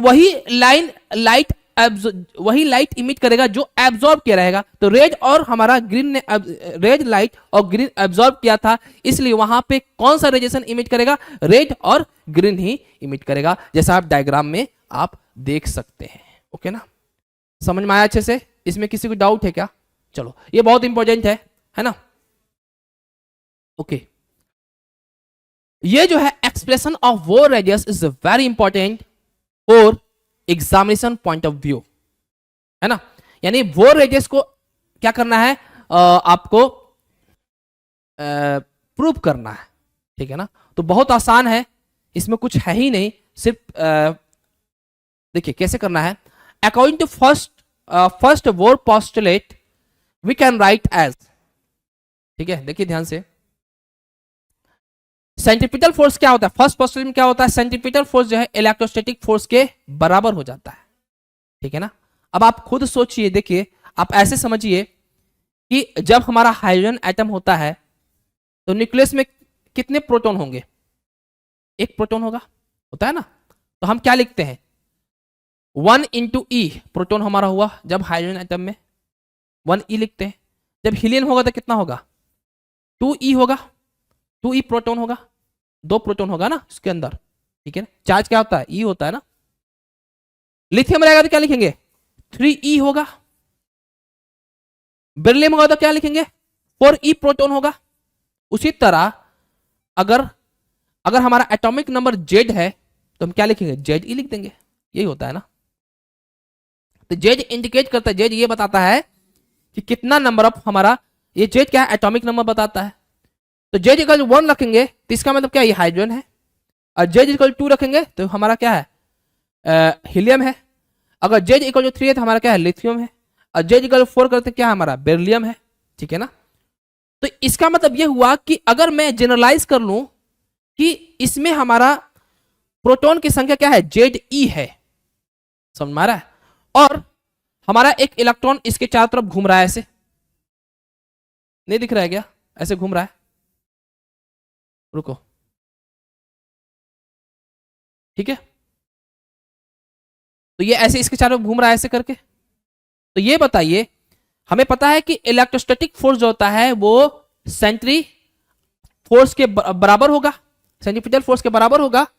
तो इसको हम ऐसे लिख सकते हैं कि अगर मैं इस ऑर्बिट को जनरलाइज कर दूं कि यहां का जो वेलोसिटी है, यहां का जो वेलोसिटी है सपोज करो कि vn है, और ये जो सेंटर से जो डिस्टेंस है इसका, इस इलेक्ट्रॉन का, वो rn मान लो, तो हम क्या लिखेंगे उसकी जगह पे? हमें क्या पता है कि हमारा जो सेंट्रीपिटल फोर्स होता है वो कितना होता है? mv²/r होता है। लेकिन अगर मैं nth ऑर्बिट की बात करूं तो क्या लिख सकते हैं इसकी जगह पे? इसके जगह पे क्या लिख सकते हैं? mvn² का स्क्वायर लिख सकते हैं। देखो ये लिखे हमने mvn² rn का स्क्वायर, नहीं सॉरी, स्क्वायर नहीं होता है, rn होता है। और ये मास क्या है? Mass of electron. इतना समझ में आया अच्छे से? इसमें किसी को डाउट है क्या? ओके। अब इलेक्ट्रोस्टैटिक फोर्स क्या हो जाएगा? k q1 q2/r²। तो q1 हमारा क्या है? Ze है, ये q1 है हमारा, और ये हमारा क्या है? q2 है। तो क्या हो जाएगा? Ze × E, Ze² हो जाएगा। और डिस्टेंस कितना है हमारा? rn है, तो rn का स्क्वायर हो जाएगा। तो हम लिखना 1/4πε0 Ze²/rn का स्क्वायर। समझ में आया अच्छे से? ओके। तो हमारा MEVN का स्क्वायर क्या हो जाएगा? हमारा 1/, देखो rn एक काट दो तो क्या हो जाएगा? 1/4πε0 Ze²/rn हो जाएगा। इतना समझ में आया अच्छे से? Okay okay. अब मैं क्या करूंगा? We also know that from Bohr's second postulate, जो सेकेंड पोस्टुलेट का क्या था कि angular momentum of electron of any orbit is integral multiple of h/2π, ये होता है ना। तो हम लिख सकते हैं क्या होता है हमारा, अगर ये हमारा मास ऑफ इलेक्ट्रॉन है, वेलोसिटी इन nth ऑर्बिट vn, और क्या होता है? rn, यही होता है, mvr होता है एंगुलर मोमेंटम, और rn क्या है? nth ऑर्बिट का रेडियस है, इक्वल टू क्या होगा? nh/2π होगा। तो vn हम क्या लिख सकते हैं? vn इक्वल टू, देख सकते हो, vn इक्वल टू क्या हो जाएगा? nh/2π mern हो जाएगा। इतना समझ में आया अच्छे से? अब उसके बाद देखिए क्या करेंगे। अब इसका जो वैल्यू है वो कहां पुट करेंगे? इसमें पुट कर देंगे। तो जब हम इसको पुट करेंगे तो देखो मुझे क्या मिलेगा, ठीक है। ओके, तो मैंने क्या कर दिया? स्क्वायरिंग कर दिया इसको। जब स्क्वायरिंग करेंगे क्या होगा? n² h² 4π² m² rn का स्क्वायर। अब इसी वैल्यू को क्या करेंगे? इसमें पुट करेंगे। जब इसमें पुट करेंगे तो हमें क्या मिलेगा? हमें बेसिकली ये क्या मिलेगा? देखो किसमें पुट करना है, देखो ध्यान से, ये वाला जो इक्वेशन 2 है इसको कहां पुट करना है? यहां पुट करना है। तो जब यहां पुट करेंगे तो क्या होगा? MEN²h² 4π² m² rn का स्क्वायर इक्वल टू 1/4πε0 Z² ये समझ में आया कि नहीं आया? देखो ध्यान से, फिर से बताते हैं ऐसे, देखो ध्यान से, ये हमारा कितना आया था यहाँ पे लास्ट में, ये यहाँ पे, ओके देखो ध्यान से, ME वी एन का स्क्वायर इक्वल टू क्या है हमारा 1/4 पाई एप्सिलॉन नॉट जेड ई स्क्वायर अपन में क्या था आर एन था, ये था ना। लास्ट में हमारा जो स्क्वायरिंग करने के बाद कितना आया था हमारा, ये वाला वैल्यू देखो, वी एन का square equal to n square H square 4 pi square m e का स्क्वायर आर एन का स्क्वायर। समझ में आया? ओके, अब इसका वैल्यू क्या करेंगे, इसमें पुट करेंगे, तो इसको पुट कर लो, ठीक है। तो इसको पुट करेंगे तो क्या होगा, देखो ध्यान से क्या करेंगे, देखो ध्यान से, एम ई इसके जगह पे पुट करो, ये n square H square 4 pi square m e square r n square equal to क्या होगा 1/4 पाई एप्सिलॉन नॉट जेड ई स्क्वायर आर एन। अब ये आर एन कट जाएगा, ठीक है, और क्या कटेगा आप देख लो, पाई एक पाई खत्म हो जाएगा, और क्या कटेगा, और कुछ कटेगा क्या, देख लो ध्यान से, एम ई कट जाएगा, ठीक है, बस इतना ही कटता है। तो हमारा जो आर एन का वैल्यू आ जाएगा, देखो ध्यान से यहां पे आर एन का जो वैल्यू आ जाएगा उसको जब हम सॉल्व करेंगे तो हमें ये मिलेगा, ये। अब इसको बड़ा करके दिखा देता हूं मैं। तो जो आर एन का जो वैल्यू मिलेगा हमें क्या मिलेगा, n square H square epsilon pi M E Z E square. This is the expression for Bohr radius. Okay, तो बेसिकली अगर मैं क्या करूं, इसी को बोलते हैं, ये हमारा क्या है बोर रेडियस है, यही हमें क्या करना है, डिराइव करना है। कभी कभी क्वेश्चन पूछ देता है कि पूछा हुआ है कि radius of the orbit is directly proportional to the, जो रेडियस ऑफ ऑर्बिट है is directly proportional to the square of the principal quantum number. Principal quantum number basically n को बोलते हैं, ठीक है ना। तो हम क्या करेंगे, एच स्क्वायर कांस्टेंट है, एप्सिलॉन कांस्टेंट है, पाई भी constant, mass of electron constant है, एटॉमिक नंबर भी कांस्टेंट है, इलेक्ट्रॉन का चार्ज भी कांस्टेंट है। तो हम अल्टीमेटली ये लिख सकते हैं क्या कि r n is directly proportional to n square, लिख सकते हैं। अब देखिए हम एनर्जी निकालते हैं, अब तो आते हैं एनर्जी पे। Expression of energy of electron. अब आप मुझे बताइएगा थोड़ा सा कि जब हमारा कोई इलेक्ट्रॉन है, उसका रेडियस आर एन मान लेते हैं, उसका वेलोसिटी क्या मान लेते हैं, वी एन, यानी nth ऑर्बिट की बात कर रहे हैं, ठीक है ना। ओके, और इसका हमारा प्रोटॉन कितने हैं, जेड ई मान सकते हैं, और इस इलेक्ट्रॉन जो है इसका ई है, इसका वेलोसिटी वी एन हो गया, इसका मास एम ई मान लेते हैं, दिख रहा है। ओके, अब बताइए कि सबसे पहली बात कि ये नेगेटिव चार्ज है और ये हमारा पॉजिटिव चार्ज है, तो दोनों के बीच में कौन सा आएगा, पोटेंशियल एनर्जी आएगा। अट्रैक्टिव फोर्स लग रहा है तो पोटेंशियल एनर्जी तो आना तो संभव है ही, ओके ना। और आप खुद देखिए कि ये जो हमारा इलेक्ट्रॉन है ये खुद घूम रहा है, रिवॉल्व कर रहा है, इसका मतलब इसके पास काइनेटिक एनर्जी भी है। तो हमें बताना है कि इलेक्ट्रॉन का टोटल एनर्जी क्या होगा। तो टोटल एनर्जी क्या होगा, potential energy plus kinetic energy. तो वो हम अगर उसको हम डिराइव कर लेंगे तो ये क्या होगा, this is the expression of the energy of the electron, ठीक है। तो इसी को हम डिराइव करेंगे। तो चलिए आते हैं कैसे इसको डेरिवेशन करेंगे, आइए देखिए, ध्यान देते हैं। ओके ओके, समझ में आया अच्छे से, तो बहुत ही आसान है। ओके, बहुत ही आसान है। ओके, ठीक है। अब देखिए टोटल एनर्जी ऑफ इलेक्ट्रॉन क्या होगा, kinetic energy plus potential energy हो जाएगा। अब काइनेटिक एनर्जी क्या होता है, 1/2 mv²। तो क्या लिखेंगे, 1/2 मास ऑफ इलेक्ट्रॉन vn का स्क्वायर, क्योंकि हम वेलोसिटी कौन सा ले रहे हैं, nth ऑर्बिट वाला ले रहे हैं। बाय फर्स्ट पोस्टुलेट, अब फर्स्ट पोस्टुलेट क्या कहता है नाइल्स बोर का, कि सेंट्रीपिटल फोर्स इक्वल टू क्या होगा, इलेक्ट्रोस्टैटिक फोर्स हो जाएगा। समझ में आ रहा चीजें, तो क्या होगा, MEVN का स्क्वायर अपन RN equal to 1/4 pi epsilon naught z E square, एक का जेड ई है और दूसरे का ई है, तो क्या लिखेंगे, जेड ई स्क्वायर RN का स्क्वायर हो जाएगा। तो हमारा जो एम ई वी एन का स्क्वायर आर एन कट जाएगा, क्या 1/4 पाई एप्सिलॉन जेड ई स्क्वायर अपन में आर एन हो जाएगा। ठीक है ना, ये समझ में आ गया अच्छे से। ओके, अब उसके बाद देखिए हमने क्या निकाला है कि एम ई वी एन का square equal to 1/4 pi epsilon Z E square r N का स्क्वायर। अब काइनेटिक एनर्जी क्या होता है 1/2 एम ई वी एन का स्क्वायर हो जाएगा। आप देख सकते हो यहाँ पे ये लिखा हो ना काइनेटिक एनर्जी, तो यहाँ पे 1/2 लिखेंगे और इसका वैल्यू यहाँ पुट कर देंगे, तो इसका जो वैल्यू आएगा कितना आएगा 1/जेड E square upon 8 pi epsilon are N का आर एन हो जाएगा। तो ये हमारा काइनेटिक एनर्जी है। अब पोटेंशियल एनर्जी क्या होगा, अब पोटेंशियल एनर्जी क्या होता है पता है ना कि के Q1 Q2 अपॉन आर होता है, ये होता है कि नहीं।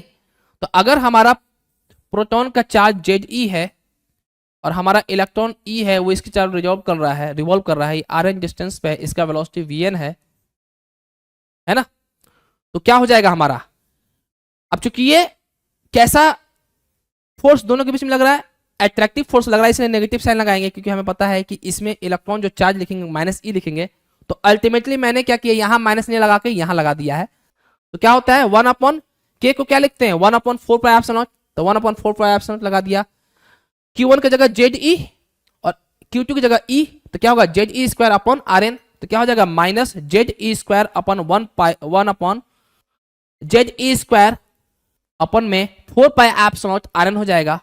तो हमारा बेसिकली जो हमने एनर्जी यानी ई एन, देखो टोटल एनर्जी जो है जिसको हम लोग टोटल एनर्जी को ई एन से रिप्रेजेंट करेंगे, यानी total energy of electron at nth orbit, तो क्या हो जाएगा kinetic energy plus potential energy. Kinetic energy कितना निकाले हम z E square 8 pi epsilon are n minus Z E square अपन में 4 पाई एप्सिलॉन आर एन। जब इसको हम सॉल्व करेंगे तो हमारा जो वैल्यू आता है माइनस जेड ई स्क्वायर अपन में 8 पाई एप्सिलॉन आर एन आता है, यानी ई एन का जो वैल्यू आएगा वो कितना आएगा, इतना आएगा। फिर अभी इतना ही पे ही ये खत्म नहीं होगा। अब यहां नेगेटिव बताने क्या इंडिकेट करता है कि negative indicate that the electron is bound inside the nucleus, यानी हमारा जो इलेक्ट्रॉन है वो न्यूक्लियस से क्या है बाउंड है, ये इसका कहने का मतलब है। ओके ना, तो हमारा देखिए हमने जो रिलेशन निकाला कि हमारा जो काइनेटिक एनर्जी है वो कितना आया 1/8 पाई एप्सिलॉन जेड ई square upon R N, potential energy कितना आया माइनस जेड ई स्क्वायर अपन में 4 पाई एप्सिलॉन आर एन आ गया, और टोटल एनर्जी कितना आया minus Z E square upon 8 pi epsilon are N आ गया। तो चूंकि देखिए अब इसी रिलेशन से हमारा काइनेटिक एनर्जी, टोटल एनर्जी और पोटेंशियल एनर्जी के बीच में रिलेशन आ गया कि हमारा काइनेटिक एनर्जी जो होगा माइनस टोटल एनर्जी होगा equal to minus 1/2 potential energy होगा। ओके ना, समझ में आया अच्छे से।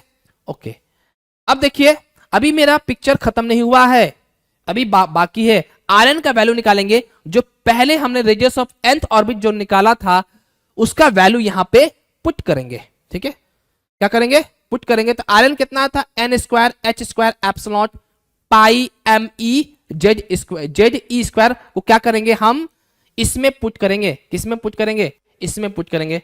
जब इसमें पुट करेंगे तो हमारा जो टोटल एनर्जी जो आएगा जिसको हम लोग ई एन बोले हैं वो कितना आ जाएगा माइनस जेड ई square pi M E Z E का square 8 pi epsilon N square H square epsilon. तो हमारा जो ई एन का जो वैल्यू आ रहा है ultimately minus M E Z square E का power 4 divide by 8 epsilon E square N square H square. समझ में आया अच्छे से। अब क्या करेंगे वैल्यू पुट करेंगे, क्योंकि हमें पता है कि मास ऑफ इलेक्ट्रॉन फिक्स होता है, कितना होता है 9.1 इंटू 10⁻³ kg। एप्सिलॉन का वैल्यू कितना होता है 8.85 इंटू 10⁻12 होता है। इलेक्ट्रॉन का चार्ज कितना होता है 1.6 इंटू 10⁻19 कूलम होता है, और H का वैल्यू क्या होता है 6.6 इंटू 10⁻34 जूल सेकेंड होता है। ओके ना, अब इसी पूरे वैल्यू को क्या करूंगा इसमें पुट करूंगा, मास को पुट करूंगा, एप्सिलॉन नॉट को पुट करूंगा, वैल्यू पुट करूंगा, इलेक्ट्रॉन का वैल्यू पुट करूंगा, इलेक्ट्रॉन का चार्ज का वैल्यू पुट करूंगा, और H का वैल्यू को पुट करूंगा। तो इसका जो वैल्यू आएगा जब हम जो पूरा सॉल्व करेंगे तो हमारा इसका जो वैल्यू आएगा minus 13.6 z square by n square electron volt. देखिए बेसिकली ये जो वैल्यू आएगा जो मैं इसमें पुट करूंगा वो आएगा एनर्जी के फॉर्म में। तो मुझे बेसिकली इलेक्ट्रॉन वोल्ट को लाने के लिए मुझे क्या करना पड़ेगा, 1.6 इंटू 10⁻19 से डिवाइड करना पड़ेगा, तो वो इलेक्ट्रॉन वोल्ट में आ जाएगा। तो मैंने इलेक्ट्रॉन वोल्ट में निकाल दिया है, तो कितना होगा -13.6 z square by n square electron volt में आ जाएगा। समझ में आया? तो this is the total energy of nth orbit of the electron.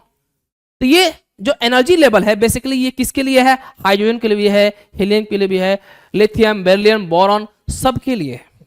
समझ में आ रहा चीजें? लेकिन अगर मैं हाइड्रोजन की बात करूं तो यहां पे जो जेड का वैल्यू आएगा वो 1 होगा। तो यहां पे अल्टीमेटली हाइड्रोजन का जो एनर्जी, जो nth ऑर्बिट का जो एनर्जी होगा वो कितना होगा, -13.6 इलेक्ट्रॉन वोल्ट अपन में n स्क्वायर। ओके, तो जब हम n का वैल्यू 1 पुट करेंगे, यानी n का वैल्यू 1 पुट करने का मतलब क्या है कि n जो हमारा इलेक्ट्रॉन जो है अगर ग्राउंड स्टेट में रहेगा तो उसका जो एनर्जी होगा -13.6 इलेक्ट्रॉन वोल्ट होगा। जब हम सेकेंड ऑर्बिट की बात करें यानी प्रिंसिपल क्वांटम नंबर 2 की बात करें, यानी फर्स्ट एक्साइटेड स्टेट की बात करें, यानी देखो क्या होता है,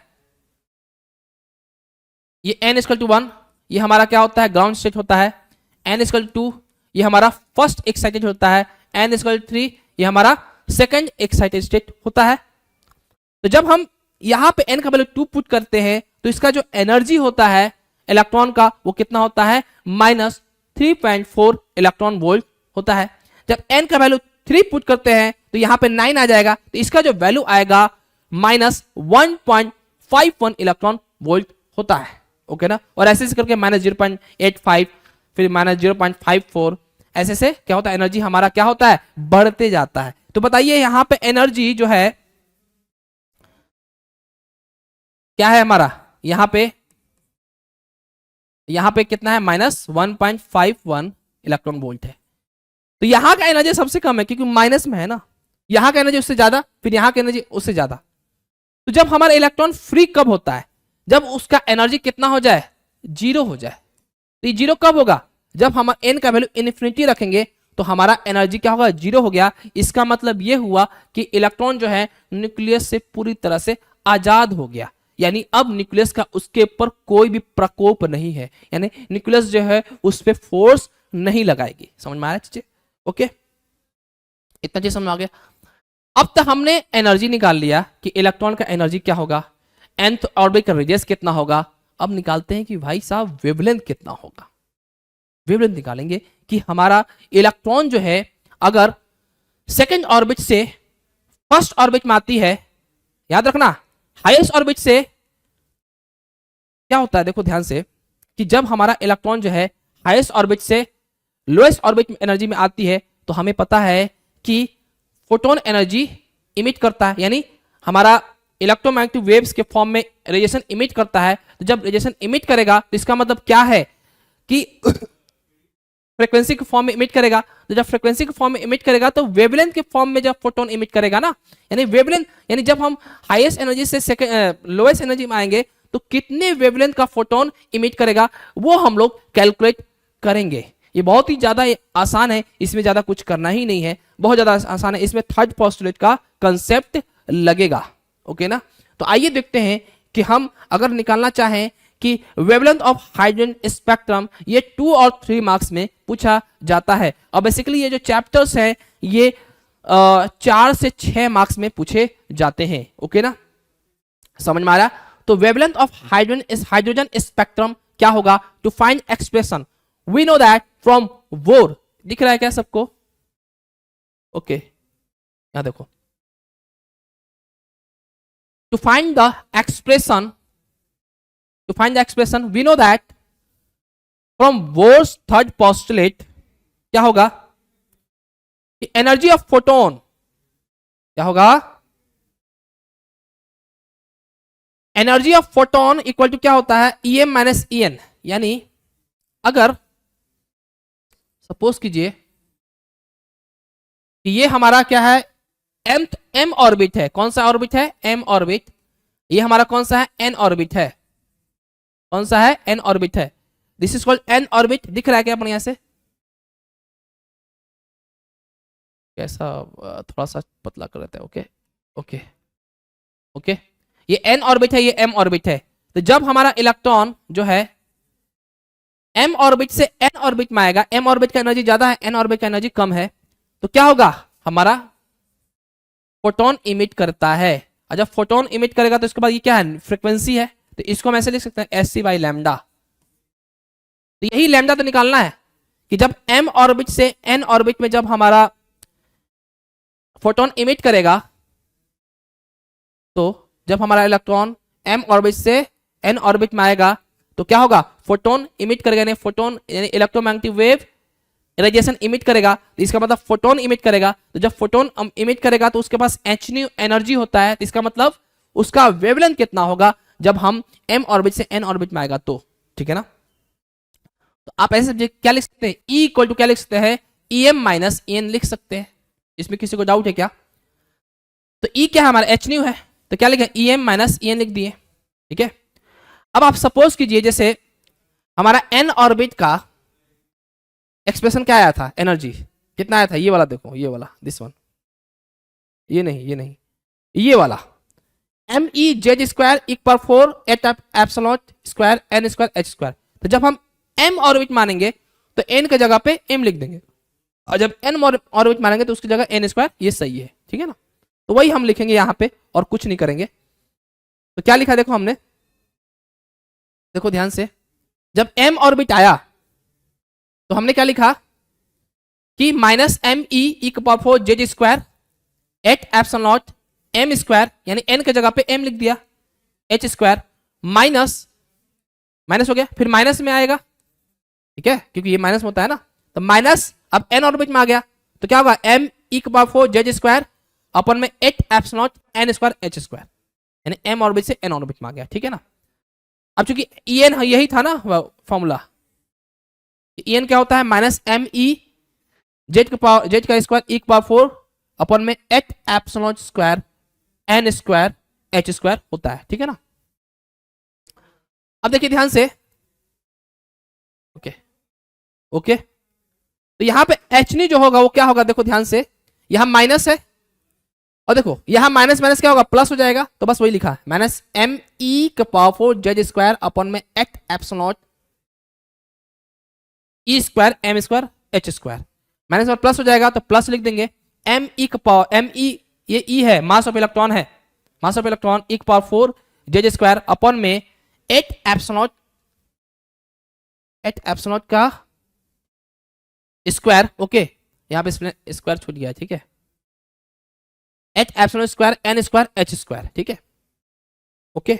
अब मैंने क्या किया? इसको इधर लिख दिया, उसको उधर लिख दिया, ठीक है ना। तो एच न्यू हमारा क्या होगा? एम ई के power mass of electron E power 4 Z square अपन में eight epsilon square N square H square minus mass of electron E power 4 Z square अपन में एट एप्सिलॉन का square M square H square हो जाएगा, ठीक है ना। अब देखिए इसमें से कॉमन क्या रहेगा? कॉमन क्या रहेगा? देखो ध्यान से, इसमें सिर्फ कॉमन क्या रहेगा? हमारा मास ऑफ इलेक्ट्रॉन, इलेक्ट्रॉन का चार्ज जेड स्क्वायर ये कॉमन होगा, एट एप्सिलॉन और एच स्क्वायर का कॉमन होगा। तो कॉमन होगा तो हम यहां पे ऐसे लिख सकते हैं 1 by n square minus 1 by m square. तो हमारा यहां पे हाईएस्ट ऑर्बिट कौन सा था? n का था कि m का था? n क्या है? n is the principal quantum number of n orbit, और m क्या है? Principal quantum number of m orbit. तो इसका जो एनर्जी देखो ध्यान से, अब इसको और आगे बढ़ते हैं। एच न्यू की जगह क्या लिखते हैं? एस सी बाई लैम्डा लिख सकते हैं ना। क्या होता है फॉर्मूला आपको पता है ना, कि v होता है एफ लैम्डा होता है। तो चूंकि लाइट का स्पीड c है और f की जगह पर न्यू है, तो हम बताओ यहां पे न्यू की जगह पर क्या लिख सकते हैं? c बाई लैम्डा लिख सकते हैं। तो इसका मतलब क्या मतलब है कि हम यहां पे न्यू की जगह पे एस सी बाई लैम्डा लिख सकते हैं। अब देखिए एम ई की पावर जेड स्क्वायर अपन में eight epsilon h square into 1 अपन एन स्क्वायर माइनस 1 अपन एम स्क्वायर हो जाएगा। समझ में आ रहा है चीजें? ओके, तो 1 अपन लैम्डा क्या हो जाएगा? एम ई की power 4 Z square eight epsilon h q c कैसे आ गया? ये वाला जो टर्म है ना ये नीचे आ जाएगा, तो ये हमें मिलेगा, तो क्या मिलेगा 1/n² माइनस 1/m² मिल जाएगा, ठीक है ना। अब यहां पे आप देखिए क्या देखना है आपको, ज्यादा कुछ देखना नहीं है, क्या करना है कि जेड को छोड़कर यानी इतना ये टर्म, ये सारे क्या वैल्यू कांस्टेंट है, ये सारे कांस्टेंट है, इसको हम लोग आर से डिनोट करते हैं, इस आर को बोलते हैं रिडबर्ग कांस्टेंट। इसका जो वैल्यू होता है 1.097 इंटू 10⁻7 मीटर इनवर्स। ओके, तो हमारा अल्टीमेटली जो जो वैल्यू आएगा 1/λ equal to R Z square into 1/n² minus 1/m²। समझ में आ रही चीजें। तो हमें अगर वेवलेंथ निकालना रहेगा कि अगर इलेक्ट्रॉन जो है थर्ड ऑर्बिट से सेकंड ऑर्बिट में आ रहा है तो हमारा वेवलेंथ कितने लेंथ का मतलब कितने वेवलेंथ का फोटोन इमिट करेगा जब थर्ड से सेकंड ऑर्बिट में आएगा। तो यहां पे हम क्या करेंगे, थर्ड क्या है हाईएस्ट क्वांटम नंबर, तो यहां पे जो m है ये क्या है हाईएस्ट एनर्जी ऑर्बिट लेवल है, और n क्या है यहां पे लोएस्ट एनर्जी ऑर्बिट लेवल है। तो अगर पूछेगा कि आप ये बताइए कि अगर कोई इलेक्ट्रॉन जो है इसमें न्यूमेरिकल आता है, अगर इलेक्ट्रॉन जो है थर्ड ऑर्बिट से फर्स्ट ऑर्बिट में आता है तो कितने वेवलेंथ का फोटोन इमिट करेगा, तो हम क्या लिखेंगे 1/λ equal to R Z square. अब यहां पे n का वैल्यू क्या होगा हमारा, यहां पे जो n का वैल्यू होगा वो मिनिमम वाला होगा, तो यहां पे क्या लिखेंगे 1 वाला माइनस 1 का, यहां पे क्या लिखेंगे 3 का स्क्वायर लिखेंगे। तो इससे हम क्या करेंगे लैम्डा का वैल्यू निकाल लेंगे, तो हमें पता चल जाएगा कि हमारा किस वेवलेंथ का फोटोन इमिट करेगा। समझ में आ रहा है, ये बहुत ही ज्यादा इंपॉर्टेंट है, समझ में आ रहा है, ये बहुत इंपॉर्टेंट चल रहा है, नाइल्स बोर से बहुत इंपॉर्टेंट चल रहा है। Niles bore first postulate, second postulate, radius of orbit, ठीक है, एनर्जी ऑफ द इलेक्ट्रॉन, ये सब चीजें बहुत इंपॉर्टेंट है, ठीक है ना। ओके, वेवलेंथ, ये सब सारे इंपॉर्टेंट है। ओके, तो यहां पे जितना भी चीजें कराया जा रहा है सब इंपॉर्टेंट टॉपिक पढ़ाया जा रहा है, ठीक है ना। मैं ज्यादा डिटेल में नहीं बता रहा हूं, ठीक है, मैं बस उतना ही बता रहा हूं जितना एग्जामिनेशन में आने का चांस है, क्योंकि समय बहुत कम है ना। ओके ओके, अब हम सिर्फ अगर हाइड्रोजन की बात करें तो क्या करेंगे, जेड की जगह पे 1 पुट कर देंगे, तो हमारा 1/λ क्या हो जाएगा 1/λ equal to are 1/n-² minus 1/m², ये हो जाएगा, ठीक है ना। समझ में आया अच्छे से, इसमें किसी को डाउट है क्या। ओके, अब ये देखिए, ये वेरी इंपॉर्टेंट है, ये बहुत इंपॉर्टेंट है, इसका डायग्राम पूछ देता है एटॉमिक स्पेक्ट्रा, यानी हाइड्रोजन और H like atom. H like atom मतलब क्या, इसमें क्या कह रहा है कि जब कभी भी हमारा इलेक्ट्रॉन्स जो है हाईएस्ट एनर्जी लेवल से कहीं से भी अगर वो ग्राउंड स्टेट पे आ जाए तो बहुत सारे इसमें सीरीज बनेगा कि कोई भी हमारा इलेक्ट्रॉन है कभी 2 से 1 में आएगा, चाहे 3 से 1 में आएगा, 4 से 1 में आएगा, 5 से 1 में आएगा, 6 से 1 में आएगा, 7 से 1 में आएगा, 8 से 1 में आएगा, इन्फिनिटी से 1 में आएगा। तो ये एक सीरीज बनेगा, इस सीरीज को बोलते हैं लाइमन सीरीज, और इसमें जो रेडिएशन इमिट करेगा, समझिएगा, इसमें जो रेडिएशन इमिट करेगा वो कैसा होगा, वो अल्ट्रावायलेट रेडिएशन इमिट करेगा, यहां पे जो नहीं दिखेगा। समझ में आ रहा चीजें। ओके, ये समझ में आया, यानी हमें क्या समझ में आ रहा है कि हमने जो एनर्जी का जो इक्वेशन लिखा था, हमने जो एनर्जी का इक्वेशन लिखा था वो क्या लिखा था हमने, अगर हाइड्रोजन की बात करें तो क्या लिखा था हमने 1/λ 1/λ equal to R into 1/n² minus 1/m², ठीक है, ये लिखा था हमने। ओके, तो लाइमन सीरीज कब बनेगा, जब हमारा n का वैल्यू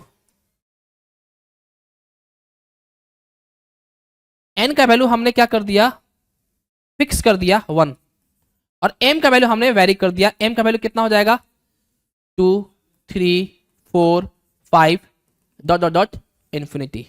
यानी जब हमारा 2 से 1 में गया इलेक्ट्रॉन, चाहे 3 से 1 में गया, 4 से 1 में गया, 5 से 1 में गया, 6 से 1 में गया, तो हमें क्या मिलेगा? एक स्पेक्ट्रल लाइन का सीरीज मिलेगा, उसको बोलते हैं लाइमन सीरीज। क्या बोलते हैं? लाइमन सीरीज बोलते हैं। तो जब हमारा 2 से 1 में जाएगा तो हमें डिफरेंट लैम्डा मिलेगा, 3 से 1 में जाएगा तो डिफरेंट लैम्डा मिलेगा, 4 से 1 में जाएगा तो डिफरेंट लैम्डा हमें वेवलेंथ का फोटोन मिलेगा। समझ में आ रहा है चीजें? ठीक है, तो अब ये समझना पड़ेगा कि अब आप खुद सोचिए यहां पे कि अगर कोई भी इलेक्ट्रॉन जो है वो 2 से 1 में आ रहा है, तो 2 में हमारा देखिए 1 में जो हमारा इलेक्ट्रॉन जो आएगा, ये देखिए यहां से, ये हमारा प्रिंसिपल क्वांटम नंबर 1 है ना, ठीक है, ऐसे देखो ये हमारा 1 है, ओके ओके। तो इसका इलेक्ट्रॉन इसका जो एनर्जी है कितना है? -13.6 इलेक्ट्रॉन वोल्ट है। यानी ये कैसे आया है? ये बेसिकली हमने क्या किया, n का वैल्यू 1 पुट किया तो हमें कितना मिल गया? 13.6 इलेक्ट्रॉन वोल्ट मिल गया। ओके, जब मैं 2 पुट करूंगा यहाँ पे तो -3.4 इलेक्ट्रॉन वोल्ट मिल जाएगा। अगर मैं 3 पुट करूंगा तो -1.51 इलेक्ट्रॉन वोल्ट मिल जाएगा। तो ये बताओ जब 2 से 1 में इलेक्ट्रॉन आएगा तो उसका एनर्जी डिफरेंस कितना होगा? ठीक है, तो कितना होगा बताओ? यहां से यहां ये डिफरेंस निकाल लेते हैं। तो क्या करेंगे हम? मैं क्या करूंगा? -3.4 इलेक्ट्रॉन वोल्ट माइनस कितना करेंगे? -13.6, तो कितना आ जाएगा? 10.2 इलेक्ट्रॉन वोल्ट हो जाएगा। कितना आएगा? 10.2 इलेक्ट्रॉन वोल्ट होगा। ठीक है, जब हमारा इलेक्ट्रॉन जो है 3 से 1 में आएगा, 3 से 1 में आएगा, 3 से 1 में आएगा, तो उसका एनर्जी गैप कितना होगा बताओ? -13.6 और -1.51, वो निकाल के देख लो। -1.51 माइनस माइनस प्लस, तो कितना होगा? 13.6, तो इसको घटा लो, 13.6 और 1.51 कितना हो जाएगा बताओ? 10 में से गया 9 एंड 0, ओके, एंड इसका देखो 0 हो गया, ये कितना? 3 में से 2 और ये 1, ये कितना हो गया? 12.09 इलेक्ट्रॉन वोल्ट हो गया, 12.09 इलेक्ट्रॉन वोल्ट हो गया। अगर 4 से 1 में निकालो तो कि कितना एनर्जी डिफरेंस होगा दोनों का? जब इलेक्ट्रॉन 4 में रहेगा और 1 के में एनर्जी डिफरेंस कितना होगा वो देख लो, तो कितना होगा देखो? -0.85।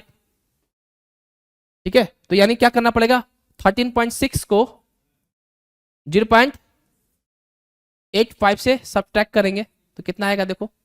10 में से 5 गया 5 एंड 15 में से 15 8 7 एंड 2 एंड 1, यानी 12.75, यानी कितना एनर्जी होगा? 12.75 इलेक्ट्रॉन वोल्ट होगा।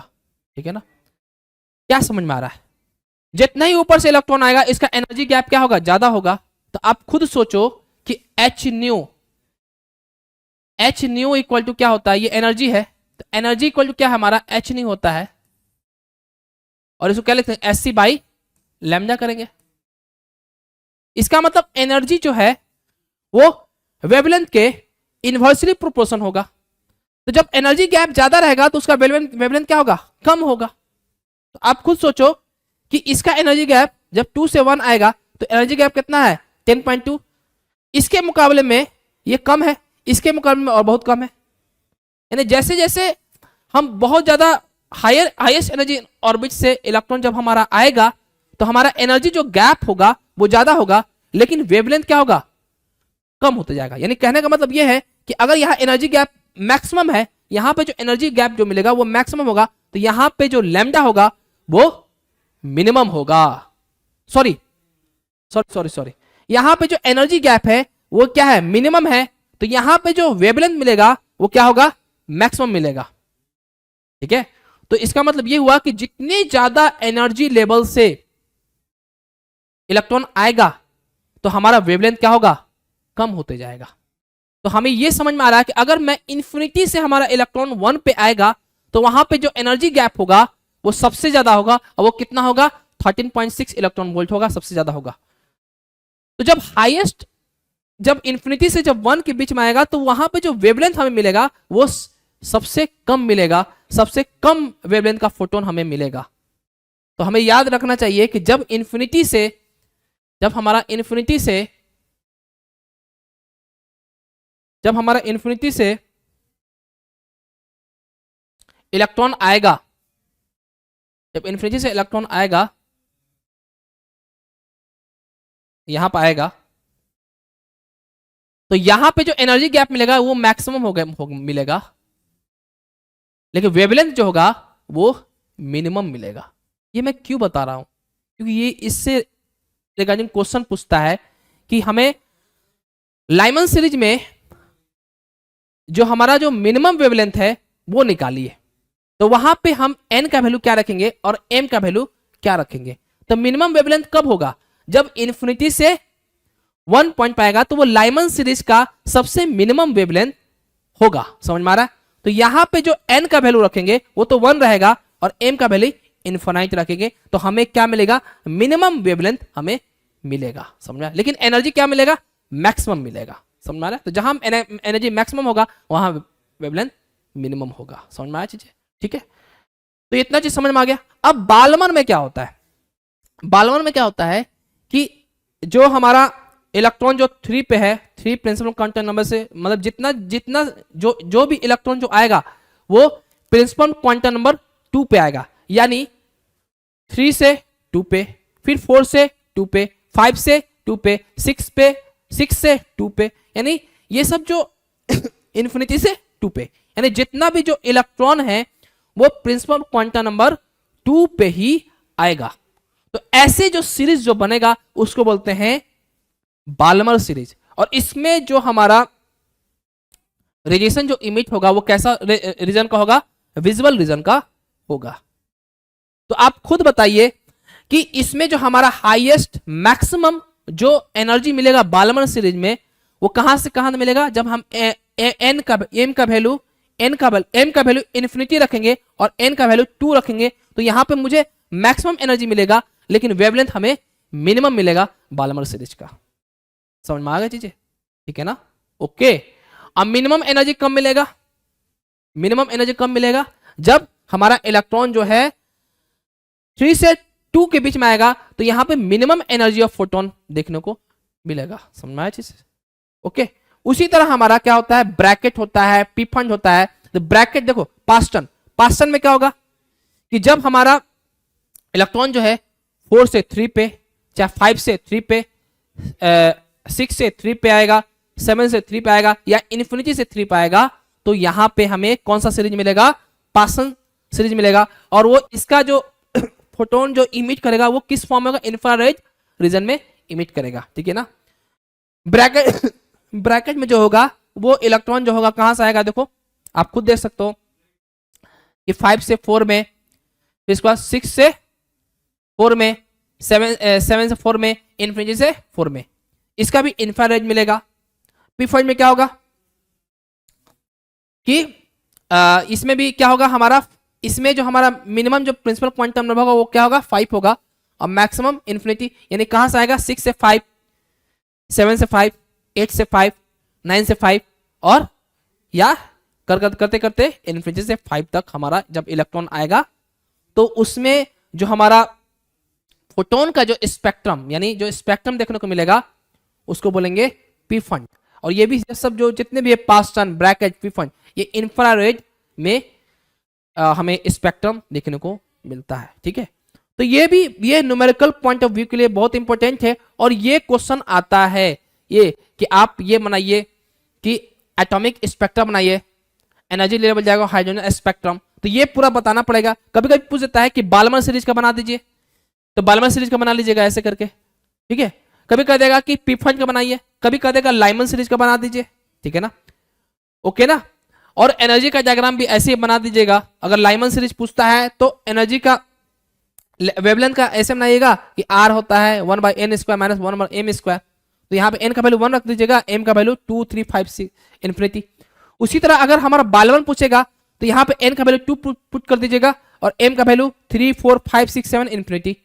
अगर लाइमन, अब हो गया बालमन, बालमन का पासन अगर पूछेगा, अगर पासन पूछेगा तो यहाँ पे n का वैल्यू 3 पुट कर दीजिएगा और m का वैल्यू 4 5 6 एंड इन्फिनिटी। ऐसे ऐसे आगे आप बढ़ते जाएगा। तो ये बहुत ज्यादा इंपॉर्टेंट है न्यूमेरिकल पॉइंट ऑफ व्यू से भी और थ्योरेटिकल पॉइंट ऑफ व्यू से भी, हो ना। ओके ओके, इतना चीज समझ में आ गया अच्छे से।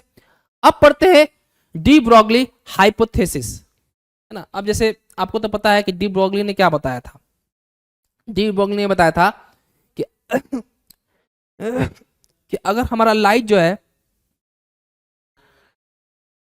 लाइट पार्टिकल जो है, लाइट जो वेव है वो पार्टिकल की तरह बिहेव कर सकता है, तो हर एक मूविंग जो पार्टिकल होता है वो भी हम वेव की तरह बिहेव कर सकता है। ठीक है, ये ऐसा बताया था। तो हमने ये भी बताया था कि जो हमारा जो इलेक्ट्रॉन जो है वो एक वेव के फॉर्म में मूवमेंट कर रहा है। ऐसे आप फिगर से भी देख सकते हो कैसे कर रहा है, इस तरीके से ऐसे कर रहा है पूरा। और ये कैसा दिख रहा है, ये एक प्रकार से स्टैंडिंग वेव की तरह दिख रहा है। और इस वेव को तो आप जानते हैं क्या बोलते हैं, मैटर वेव बोलते हैं, है ना। इस तरीके से आपको दिख रहा होगा पूरा, है ना, समझ में आया। तो मान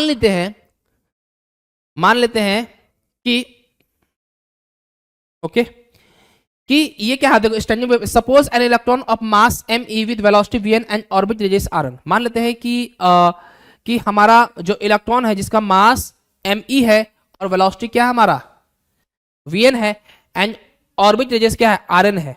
ठीक है, तो हमें पता है कि डी ब्रॉगली वेवलेंथ क्या होता है, lambda n equal to h upon pm होता है, जिसको बोलते हैं pn क्या है, this is the what, this is linear momentum, the mass of electron into vn, यानी mv होता है ना लीनियर मोमेंटम का। ठीक है, अब आपको पता है वी आल्सो नो दैट कि एंगुलर मोमेंटम क्या होता है, MEVN RN होता है, MVR होता है ना, equal to NH upon 2I। इसको हम क्या लिख सकते हैं, MEVN की जगह PN RN लिख सकते हैं। ओके, ये जो इक्वेशन है, ये दिस वन, ये वाला देखो आप। ओके, मैंने क्या जो RN है इसको मैं क्या करूं, नीचे ले जा रहा हूं, नीचे ले गया तो क्या होगा, MEVN इक्वल टू क्या होगा, NH अपन 2πRN हो जाएगा। समझ में आया। अब इक्वेशन 1 और 2 को इक्वेट करेंगे। मैं क्या करूंगा, अब ये जो वैल्यू आ रहा है MEVN, इसको मैं कहां पुट करूंगा, इसमें पुट करूंगा, यहां पुट करूंगा। तो हमारा जो वैल्यू आएगा क्या आएगा, देखो ध्यान से, lambda n equal to h upon MEVN का वैल्यू कितना है, NH अपन 2πRN। तो क्या होगा हमारा h अपॉन, देखो ध्यान से क्या होगा यहाँ पे, lambda n equal to h upon MEVN, n का वैल्यू क्या है, NH अपॉन 2πRN, NH लिखो ये वाला वैल्यू अपन 2πRN। तो यहाँ पे देखो h से h खत्म हो जाएगा, तो हमारा अल्टीमेटली जो वैल्यू आएगा lambda n equal to 2πRN upon n। This is the relation between the n orbit का वेवलेंथ और and the radius of the nth orbit and also the principal quantum number के बीच में क्या है, relation है। ठीक है ना, तो ये ज्यादा इंपॉर्टेंट नहीं है, ठीक है, फिर भी मैंने बता दिया है। ठीक है, तो नेक्स्ट पढ़ेंगे लॉ ऑफ रेडिएक्टिव डिके। ठीक है, इसको हम लोग रेडिएक्टिविटी भी बोलते हैं। ओके, तो सबसे पहले रेडिएक्टिविटी क्या होता है उसको हम लोग देख लेते हैं। The substance which emits spontaneous emission of radiation from their nuclei is called radioactive substance। ठीक है, देखिए बेसिकली क्या है, हमें पता है कि जो हेवी न्यूक्लियस होते हैं, जैसे हम हेवी न्यूक्लियस किसको बोलेंगे, जिसका एटॉमिक नंबर 80 से ज़्यादा हो, जैसे हमारा यूरेनियम, थोरियम, उसका न्यूक्लियस बहुत ज़्यादा हेवी होते हैं। ठीक है ना, यानी उनके अंदर जो न्यूक्लियर फोर्स जो लगता है, स्ट्रॉन्ग न्यूक्लियर फोर्स लगता है, वो वीक पड़ जाता है और रिपल्सन ज़्यादा होने के कारण क्या हो जाता है कि वो ब्रेक होने लगता है। तो जब वो ब्रेक होता है तो उसमें से रेडिएशन इमिट करता है। ठीक है, उसी को बोलते हैं रेडिएक्टिविटी। यानी कहने का मतलब ये है कि जब न्यूक्लियाइस जब ब्रेक करने लगता है तो उसमें से स्पॉन्टेनियस रेडिएशन इमिट करता है, ठीक है ना, उसको बोलते हैं रेडियोएक्टिविटी। अब इमिशन जो निकलता है, यानी जो रेडिएशन जो इमिट करता है, वो अल्फा के फॉर्म में भी होता है, बीटा के फॉर्म में होता है और गामा के फॉर्म में भी होता है, ठीक है ना। ठीक है, तो ये कौन कौन से रेडियोएक्टिव सबस्टांस होते हैं जो रेडियोएक्टिविटी करते हैं? यूरेनियम, रेडियम और थोरियम। समझ में आया अच्छे से? ठीक है, तो ये स्पॉन्टेनियस होते हैं। स्पॉन्टेनियस करने का मतलब अचानक से हो जाते हैं। जैसे क्या होता है कि जैसे मान लो एक न्यूक्लियस रखा हुआ है, जैसे क्या हुआ कि अभी से अचानक से देख रहे हैं कि 3 सेकंड में 4 टूट गया, न्यूक्लियस 4 ब्रेक हो गया। फिर अचानक से देख रहे हैं कि 1 घंटे बाद 8 टूट गया। मतलब ये क्या करते हैं, चेन की तरह ये टूटते रहते हैं। समझ में आ रहा है? फिर 8 से देख रहे हैं कि 32 टूट गए, 32 से हो सकता है कि 64 टूट गए, ठीक है ना। तो ऐसे ब्रेक होते रहते हैं, ठीक है ना। तो उसमें से क्या होता है, जब ये ब्रेक करता है न्यूक्लियस, तो उसमें से हमारा रेडिएशन इमिट करता है, जिसको हम अल्फा, बीटा और गामा हो सकते, उसमें से अल्फा निकलता है, चाहे बीटा निकलता है, चाहे गामा निकलता है, ठीक है ना। तो इस प्रोसेस को बोलते हैं रेडियोएक्टिविटी। और ये कौन करता है? रेडियोएक्टिव सब्सटेंस करता है। और रेडियोएक्टिव सब्सटेंस कौन होते हैं? यूरेनियम, रेडियम और थोरियम, ठीक है ना। The phenomena of spontaneous emission of radiation from radioactive substance is called radioactivity, ठीक है। या तो आप ये डेफिनेशन लेंगे कि ऐसा फेनोमेना जो रेडियोएक्टिव सब्सटेंस से स्पॉन्टेनियस रेडिएशन इमिट करता है, ठीक है ना, उसको बोलते हैं रेडियोएक्टिविटी। ओके, चलिए, ए जो होता है, जैसे हमारा जो एटॉमिक नंबर जो होता है 80 से जो ज्यादा होता है, ठीक है, वो ज्यादा हाईली अनस्टेबल होते हैं। हाईली अनस्टेबल कहने का मतलब है कि उसके अंदर जो न्यूक्लियस होता है बहुत ज्यादा हेवी हो जाता है। उस हेवी के कारण उनके अंदर रिपल्सन फोर्स ज्यादा लगता है, इसलिए उनमें हमारा हाईली पेनेट्रेटिंग रेडिएशन निकलता है, ठीक है ना। अब देखिए क्या होता है कि ये होता क्या है, जैसे यूरेनियम है ना। अब होता यह है कि जब उसमें से किसी भी पार्टिकल निकलता है तो वो एक एलिमेंट से दूसरा एलिमेंट बना लेते हैं। तो वो देखिए कैसे, आप देख सकते हैं कि जैसे आप ये फिगर को आप देख सकते हैं। ओके, जैसे देखिए ये क्या है हमारा यूरेनियम 238 92 92 क्या है? This is the atomic number and 238 is atomic mass number, ठीक है। अब जब ये टूटता है तो क्या बनाता है? थोरियम बनाता है और alpha particle emission radiation emit करता है, ठीक है ना। तो हमारा थोरियम का जो एटॉमिक नंबर होता है वो कितना होता है? 90 होता है। और एटॉमिक मास कितना है? 234 होता है। और हमें पता है कि अल्फा पार्टिकल किसको बोलते हैं? हेलियम को बोलते हैं, ओके ना। तो हेलियम का जो हमारा एटॉमिक नंबर होता है वो 2 होता है और एटॉमिक मास 4 होता है। तो आप इन दोनों को जोड़ लीजिए तो कितना आया? 238 आया। 234 प्लस 4 238। अब यहां पे देखो 90 प्लस 2 कितना हुआ? 92। यानी हमारा एटॉमिक नंबर हीलियम का कितना हो जाएगा? हमारा 92 माइनस 90, ठीक है, वो क्या होगा? 2 होगा। और हमारा मास नंबर क्या होगा हीलियम का? 238 माइनस 234 कितना हो जाएगा? 4 हो जाएगा, ओके ना। चलिए आगे बढ़ते हैं, है ना। अब ये जो है ये इंपॉर्टेंट है। ये क्वेश्चन क्या पूछता है? What is the law of radioactivity, है ना। ये पूछेगा कि what is the law of radioactivity. तो ये जितना मैं लिख रहा हूं, ठीक है ना, ये जो जितना मैं बता रहा हूं उसी को क्या करना है? आपको कॉपी पेस्ट कर देना है, ओके ना। समझ में आ रहा है? तो देखिए क्वेश्चन कब कब पूछा गया? Law of radioactivity.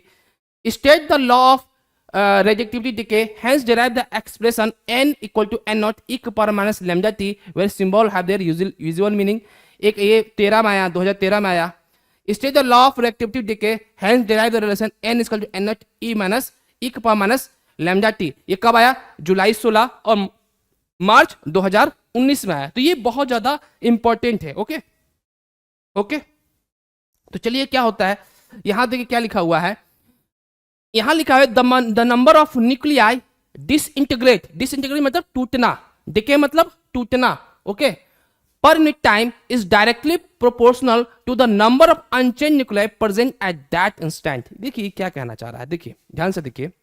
मान लीजिए हमारा एक न्यूक्लियस का सैंपल है अब न्यूक्लियस का सैंपल है पूरा, बहुत सारा न्यूक्लियस उसके अंदर सैंपल है, तो वो क्या होगा, वो टूटेगा, ब्रेक करेगा, ठीक है। तो वो जो न्यूक्लियस जो ब्रेक होगा, जो न्यूक्लियस जो ब्रेक होगा उसको हम डीएन बोल देंगे, यानी कितना न्यूक्लियस ब्रेक हुआ, ठीक है ना। तो वो किस पे डिपेंड करेगा, टाइम पे डिपेंड करेगा, बोलिए ना, टाइम पे डिपेंड करेगा नहीं करेगा। तो dt लिख दिया हम यहाँ पे, यानी हमारा जो न्यूक्लियस जो ब्रेक कर रहा है वो टाइम पे डिपेंड करेगा, यानी जितने ज्यादा टाइम रहेगा उतने ही ज्यादा न्यूक्लियस क्या होगा, ब्रेक होगा, है ना। उसके बाद देखिए, अब देखिए एक सैंपल बहुत ही छोटा है, एक सैंपल बहुत ही बड़ा है, ठीक है ना। तो आप ये बताइए, तो बड़ा सैंपल में जो न्यूक्लियस का जो क्वांटिटी है वो ज्यादा है, और जो सैंपल कम है उसका न्यूक्लियस की क्वांटिटी क्या है, कम है। तो हमारा जो ब्रेक ज्यादा किस में होगा, जिसका सैंपल जितने ज्यादा होगा, जितने ज्यादा बड़ा सैंपल होगा उतना ही क्या होगा, हमारा न्यूक्लियस ब्रेक करेगा। जैसे ये एक छोटा सा सैंपल है, एक बड़ा सा सैंपल है, तो आप खुद बताओ ना, इसमें ज्यादा हमारा क्या है, n का वैल्यू है, और इसमें हमारा जो n का वैल्यू है वो बहुत कम है, कम है ना। तो किसमें ज्यादा टूटेगा, टूटने का ज्यादा संभावना इसमें ज्यादा है। तो जितने बड़ा सैंपल उतने ही ज्यादा हमारा न्यूक्लियस डिके होगा या डिसइंटीग्रेट करेगा। अब दोनों को जब कंबाइन करेंगे तो क्या मिलेगा, dn equal to, dn is proportional to n dt। अब इसको इधर लाऊंगा, देखो dt को इधर लाऊंगा तो क्या होगा, dn by dt is directly proportional to n, ठीक है। अब देखिए ये तो हो गया हमारा, ठीक है, लेकिन यहां माइनस साइन लगाएंगे। माइनस साइन क्या कहने का मतलब है, माइनस साइन ये कहने का मतलब है कि जो हमारा डिसइंटीग्रेशन हो रहा है पर यूनिट टाइम, जितने ज्यादा टाइम बीतता जाएगा, आप खुद देखो ये नेगेटिव साइन ये इंडिकेट कर रहा है कि हमारा जो सैंपल जो हो रहा है दिन पर दिन कम होते जा रहा है ना। पहले मान लो हमारा जो सैंपल था 9 था, बाद में 7 हो गया, बाद में 5 हो गया, तो क्या हो रहा है कि हमारा जो डिसइंटीग्रेशन होगा वो होगा, ये क्या होगा, ये जितने n का वैल्यू ये घटते जाएगा, इसलिए यहां पे नेगेटिव साइन दिया गया है, ठीक है ना। तो यहां पे वही लिखा हुआ है कि the number of nuclei disintegrate decay per unit time, यानी number of nuclei disintegrate per unit time is directly proportional to the number of unchanged nuclei at that instant be. यानी जो अनचेंज हुआ, यानी अभी चेंज नहीं हुआ है, कहने का मतलब कि जो इनिशियल जो न्यूक्लियाई है उसके क्या होगा, रेट ऑफ डिसइंटीग्रेशन क्या होगा, न्यूक्लियाई जो इनिशियल जो न्यूक्लियाई है उसके डायरेक्टली प्रोपोर्शन होगा। समझ में आ रहा चीजें, ओके। इसको देखो, अब इसमें थोड़ा सा इस फिगर को समझेंगे। देखो यहां पे देखिए, आप ऐसे समझिएगा कि सपोज करो कि t इक्वल टू 0 पे हमारा यूरेनियम कितने हैं, 9 है, 1 2 3 4, यानी देखो आप 1 2 3 4 5 6 7 8 9, यानी 9 यूरेनियम है, जिसको हम लोग बोल रहे हैं n0 इक्वल टू 9। हम क्या, यानी हमें इनिशियल नंबर ऑफ न्यूक्लियाई कितने हैं, 9 है। t इक्वल टू t पे, यानी किसी टाइम इंटरवल के बाद हम देखेंगे कि 2 यूरेनियम किस में बन गए, थोरियम में बन गए। तो कितना न्यूक्लियस बचा हमारा, 7 बचा, 1 2 3 4 5 6 7, यानी 2 हमारा थोरियम बन गया, तो कितना बचा हमारा, 7 बचा। तो कितना डिसइंटीग्रेट हुआ, 2 हुआ ना, 2 हुआ कि नहीं हुआ, ठीक है ना। तो यहां पे n0 क्या हमारा 9 है, और dt क्या है हमारा t हो जाएगा, और dn क्या है 2 हो जाएगा। समझ में आ रहा है। तो इसी चीज को लिखा गया है ना, इसी चीज को फिर मैंने बना दिया ऐसा डायग्राम कि हमारा n0 यहाँ पे 9 है, dt t है, dn का है 2 हो गया। तो यहाँ पे हमने इसी चीज को लिख दिया है कि t इक्वल 0 पे यूरेनियम कितने हैं, 9 है, और t इक्वल t पे जो रिमेनिंग जो बचा n न्यूक्लियस, उसको हम बोलेंगे ये जो 7 जो बचे हैं, ठीक है ना, वो क्या होगा हमारा n हो जाएगा। तो इसी चीज को हमने क्या कर दिया, देखो ध्यान से, ऐसे ही लिखा है हमने कि minus dn by dt equal to is directly proportional to n, जैसे यहाँ पे लिखा हुआ है, ठीक है ना, ओके, वही हमने लिख दिया है। अब इस प्रोपोर्शनल साइन को इक्वल में लाने के लिए किसी कांस्टेंट से मल्टीप्लाई करना पड़ेगा, ठीक है। तो उसको क्या करेंगे, हम उसको मल्टीप्लाई कर देंगे लैम्डा। अब ये माइनस वाला इधर चल जाएगा तो क्या होगा, लैम्डा हो जाएगा। लैम्डा क्या है, what is lambda, lambda is decay constant. ये डिपेंड करता है कि ये कौन सा मटेरियल है, ठीक है ना, समझ में, यूरेनियम है, थोरियम है, ठीक है ना, वो उस पर डिपेंड करेगा लैम्डा, ओके। अब बताओ शुरुआत में, अब इसको देखो, इस n को क्या करेंगे, इधर ला देंगे, तो dn बाई n हो गया, और इधर क्या हो जाएगा, dt को इधर ला देंगे, क्या होगा माइनस लैम्डा लैम्डा dt। समझ में आ रहा है चीजें। अब आप खुद सोचिए कि इनिशियल जब न्यूक्लियस कितना था, एन नॉट था, यानी जीरो टाइम जीरो पे हमारा न्यूक्लियाई कितना था, एन नॉट था। और टी इक्वल टू टी पे यानी टाइम जब टी हो गया तो उस समय न्यूक्लियस कितना बचा, एन बचा। ठीक है, अब बताइए dn बाई एन क्या होता है, ln n होता है। ये तो आपको अच्छे से पता है, मैथमेटिक्स का पार्ट है, इसका इंटीग्रेशन आपको पता होना चाहिए। ठीक है ना, तो ये क्या हो जाएगा, ऐसे लिखेंगे और n n naught by n limit हमने ले लिया, इक्वल टू क्या होगा इसका लैम्डा टी कर लेंगे 0 से t। ओके, अब क्या करेंगे, वैल्यू पुट करेंगे, तो ln n minus ln n naught equal to minus lambda t हो जाएगा। ये तो आपको अच्छे से पता है। ओके ना, अब देखिए, अब आपको पता है कि ये लॉगरिथम है, तो इसको हम लिख सकते हैं ln equal to n by n naught हम लिख सकते हैं, तो क्या होगा माइनस लैम्डा टी हो जाएगा। ओके ना, ये सब मैथमेटिक्स का पार्ट है। ओके, तो क्या होगा, हम इसको क्या लिख सकते हैं, इस ये जो नेचुरल लॉग है, इसको नेचुरल लॉग बोलते हैं ना, इसको हम लिख सकते हैं log e n by n naught equal to minus lambda t. अब n by n naught equal to लिख सकते हैं, ये जो e है इधर चल जाएगा, तो क्या हो जाएगा e का पावर माइनस लैम्डा टी हो जाएगा। अब ये क्या n इक्वल क्या होगा, एन नॉट e का power minus lambda T. This is called law of radioactive decay. ये क्या है हमारा, this is the law of radioactive decay. समझ में आया अच्छे से। तो ये बहुत ही इंपॉर्टेंट है, इसको आपको जरूर करके जाना है। ओके ना, इसको नहीं छोड़ना है। एटम न्यूक्लियर में जो ज्यादा इंपॉर्टेंट है वो यही है। ठीक है, अब आते हैं, देखिए इस पे न्यूमेरिकल है एक्टिविटी पे। ठीक है ना, इसलिए मुझे इसको थोड़ा सा बताना पड़ा। एक्टिविटी कहने का क्या मतलब है, एक्टिविटी कहने का मतलब यह है कि कौन सा न्यूक्लियस डिसइंटीग्रेशन करने में पार्टिसिपेट कर रहे हैं, वो इसका मतलब होता है। समझ में आ रहा चीजें। तो यहां पे हमारा जो न्यूक्लियस है वो क्या है, dn बाई dt, यही है, इसी को बोलते हैं, क्या बोलते हैं, एक्टिविटी बोलते हैं। समझ में आ रहा चीजें। ठीक है, तो minus dn by dt equal क्या होता है, इसको हम बोलेंगे a इंटू ए मतलब फंक्शन ऑफ t, इसको बोल देंगे। ठीक है ना, और यहां पे हमें पता है कि माइनस dn बाई dt क्या है, लैम्डा n है। ठीक है ना, यही हमने लिखा है ना पिछले बार में। ठीक है, तो अगर सपोज करो, मान लो कि t इक्वल टू 0 पे हमारा जो न्यूक्लियस है वो एन नॉट है, तो हमारा एक्टिविटी क्या मान लेंगे, एन नॉट मान लेंगे। समझ में आ रहा चीजें। तो आप खुद देखो कि अगर हमारा एक्टिविटी, अगर इस फॉर्मूला बात करें, इसको और इससे बात करें, तो देखो ध्यान से, जब हमारा एक्टिविटी एन नॉट था, यानी सपोज करो कि अगर हमारा इनिशियल न्यूक्लियाई एन नॉट है और उसको लैम्डा से मल्टीप्लाई कर देंगे, अगर इस फॉर्मूला की बात करें, ये देखो ये वाला और इसकी बात करो, दोनों बराबर है। तो अगर हमारा इनिशियल न्यूक्लियाई जो है एन नॉट है और हमारा लैम्डा से मल्टीप्लाई कर देंगे, तो क्या मिल जाएगा, इनिशियल एक्टिविटी मिल जाएगा। समझ में आ रहा चीजें। ओके, अब सपोज करो कि t equal to t time पे, समझो बात को, जो हमारा न्यूक्लियस है वो कितना बचा, ये क्या हमारा एंटी क्या है, n है, जो हमने पिछले बार जो प्रूफ किया वो कितना न्यूक्लियस बचा वो वाला है टी टाइम पे। ठीक है ना, वो चीज है, या तो आप n लिख लो या n of the function of t लिख लो, दोनों बात बराबर है।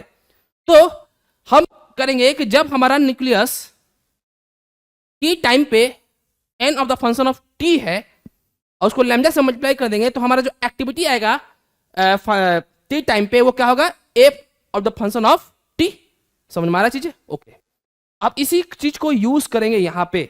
तो हमने क्या किया, a फंक्शन ऑफ क्या होगा, लैम्डा nt हो जाएगा।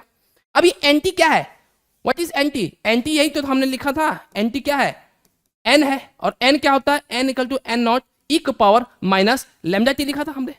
आसान है ना। ओके, तो यहां पे क्या लिखेंगे, लैम्डा क्या लिख देंगे, एन नॉट ई का पावर माइनस लैम्डा टी लिख दिया। तो हमारा जो एटी आएगा वो क्या होगा हमारा, अब ये देखो लैम्डा एन नॉट क्या है, हमारा इनिशियल एक्टिविटी है, तो एन नॉट ई का पावर माइनस लैम्डा टी। ठीक है, तो ये हमारा हो जाएगा। तो ये हमारा जो एटी है, activity of the function of T, और एन क्या है, इनिशियल एक्टिविटी, और लैम्डा क्या है, देखिए कांस्टेंट, एन टी क्या है, टाइम है। तो यहां पर आप कर सकते ए नॉट क्या हमारा, लैम्डा एन नॉट है। ठीक है ना। अब यूनिट ऑफ ए क्या होता है, एक्टिविटी क्या होता है, बेक्रियाल। क्या होता है, बेक्रियाल होता है। 1 बेक्रियाल होता है 1 डेके पर सेकेंड, यानी 1 सेकेंड में जब 1 डेके होता है उसको बोलते हैं 1 बेक्रियाल। ठीक है ना। ओके, अब देखिए हाफ लाइफ क्या होता है, अब पढ़ेंगे half life of radioactive material. देखो ये क्या है ना कि बहुत ही आसान टॉपिक है, इसलिए मैंने ले लिया हूं, ठीक है। अभी तक पूछा नहीं गया है, कि हो सकता है कि पूछ ले, ये आसान है इसलिए मैं इसको बता दे रहा हूं। क्या है बेसिकली, देखिए ये जो न्यूक्लियस जो टूटता है ना, इसका कोई फिक्स टाइम नहीं होता है, समझ में आ रहा है? ये कितना टूटेगा ये पता भी नहीं है, ये इन्फानाइट टाइम लेता है इसको टूटने में। न्यूक्लियस जो टूटता है इन्फानाइट टाइम लेता है, लेकिन हम एक सर्टेन टाइम निकालते हैं ताकि हमें कुछ इसका आइडिया लग जाए कि हाँ कितने टाइम में कौन सा न्यूक्लियस कितना टूट रहा है, समझ में आ रहा है? तो देखिए जब मान लेते हैं कि अगर हमारा इनिशियल न्यूक्लियाई एन नॉट है, समझिए बात को, और कुछ समय बाद नहीं दिख रहा है क्या? नहीं दिख रहा लग रहा है, ओके सॉरी।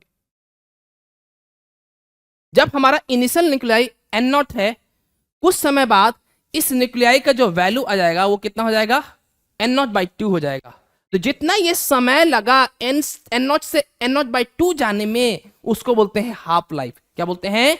हाफ लाइफ उसको बोलते हैं, ओके ना? तो चलिए उसी को कर लेते हैं, समझ में आया? अब बस अब कुछ अब बताना रहेगा ही नहीं, ठीक है ना? द टाइम इन विच, देखो ध्यान से, the time in which one half of the radioactive substance is disintegrated is called as half life period of the reactive substance। यानी वो टाइम बताना है कि जब हमारा रेडिएक्टिव सब्सटेंस हाफ हो जाए तो उस टाइम को बोलेंगे हाफ लाइफ, ठीक है? जैसे देखो, जैसे मान लो हमारे पास कितने न्यूक्लियस है? 500 न्यूक्लियस है। कितने हैं? 500। समझिएगा बात को, 500 न्यूक्लियस है, फिर बाद में कितना हो गया? 250 हो गया, फिर बाद में 125 हो गया ना? तो इसमें जो टाइम लग रहा है वो कितना लग रहा है? हाफ लाइफ टाइम लग रहा है। तो इसी को बोलेंगे हाफ लाइफ। पहले कितना था? 500 था, ठीक है? 500 से कितना हो गया? 250 हो गया। फिर बाद में फिर हाफ लाइफ फिर लगा तो कितना हो गया? 125 हो गया। और जब हाफ लाइफ लगे तो कितना हो जाएगा? 62.5 हो जाएगा।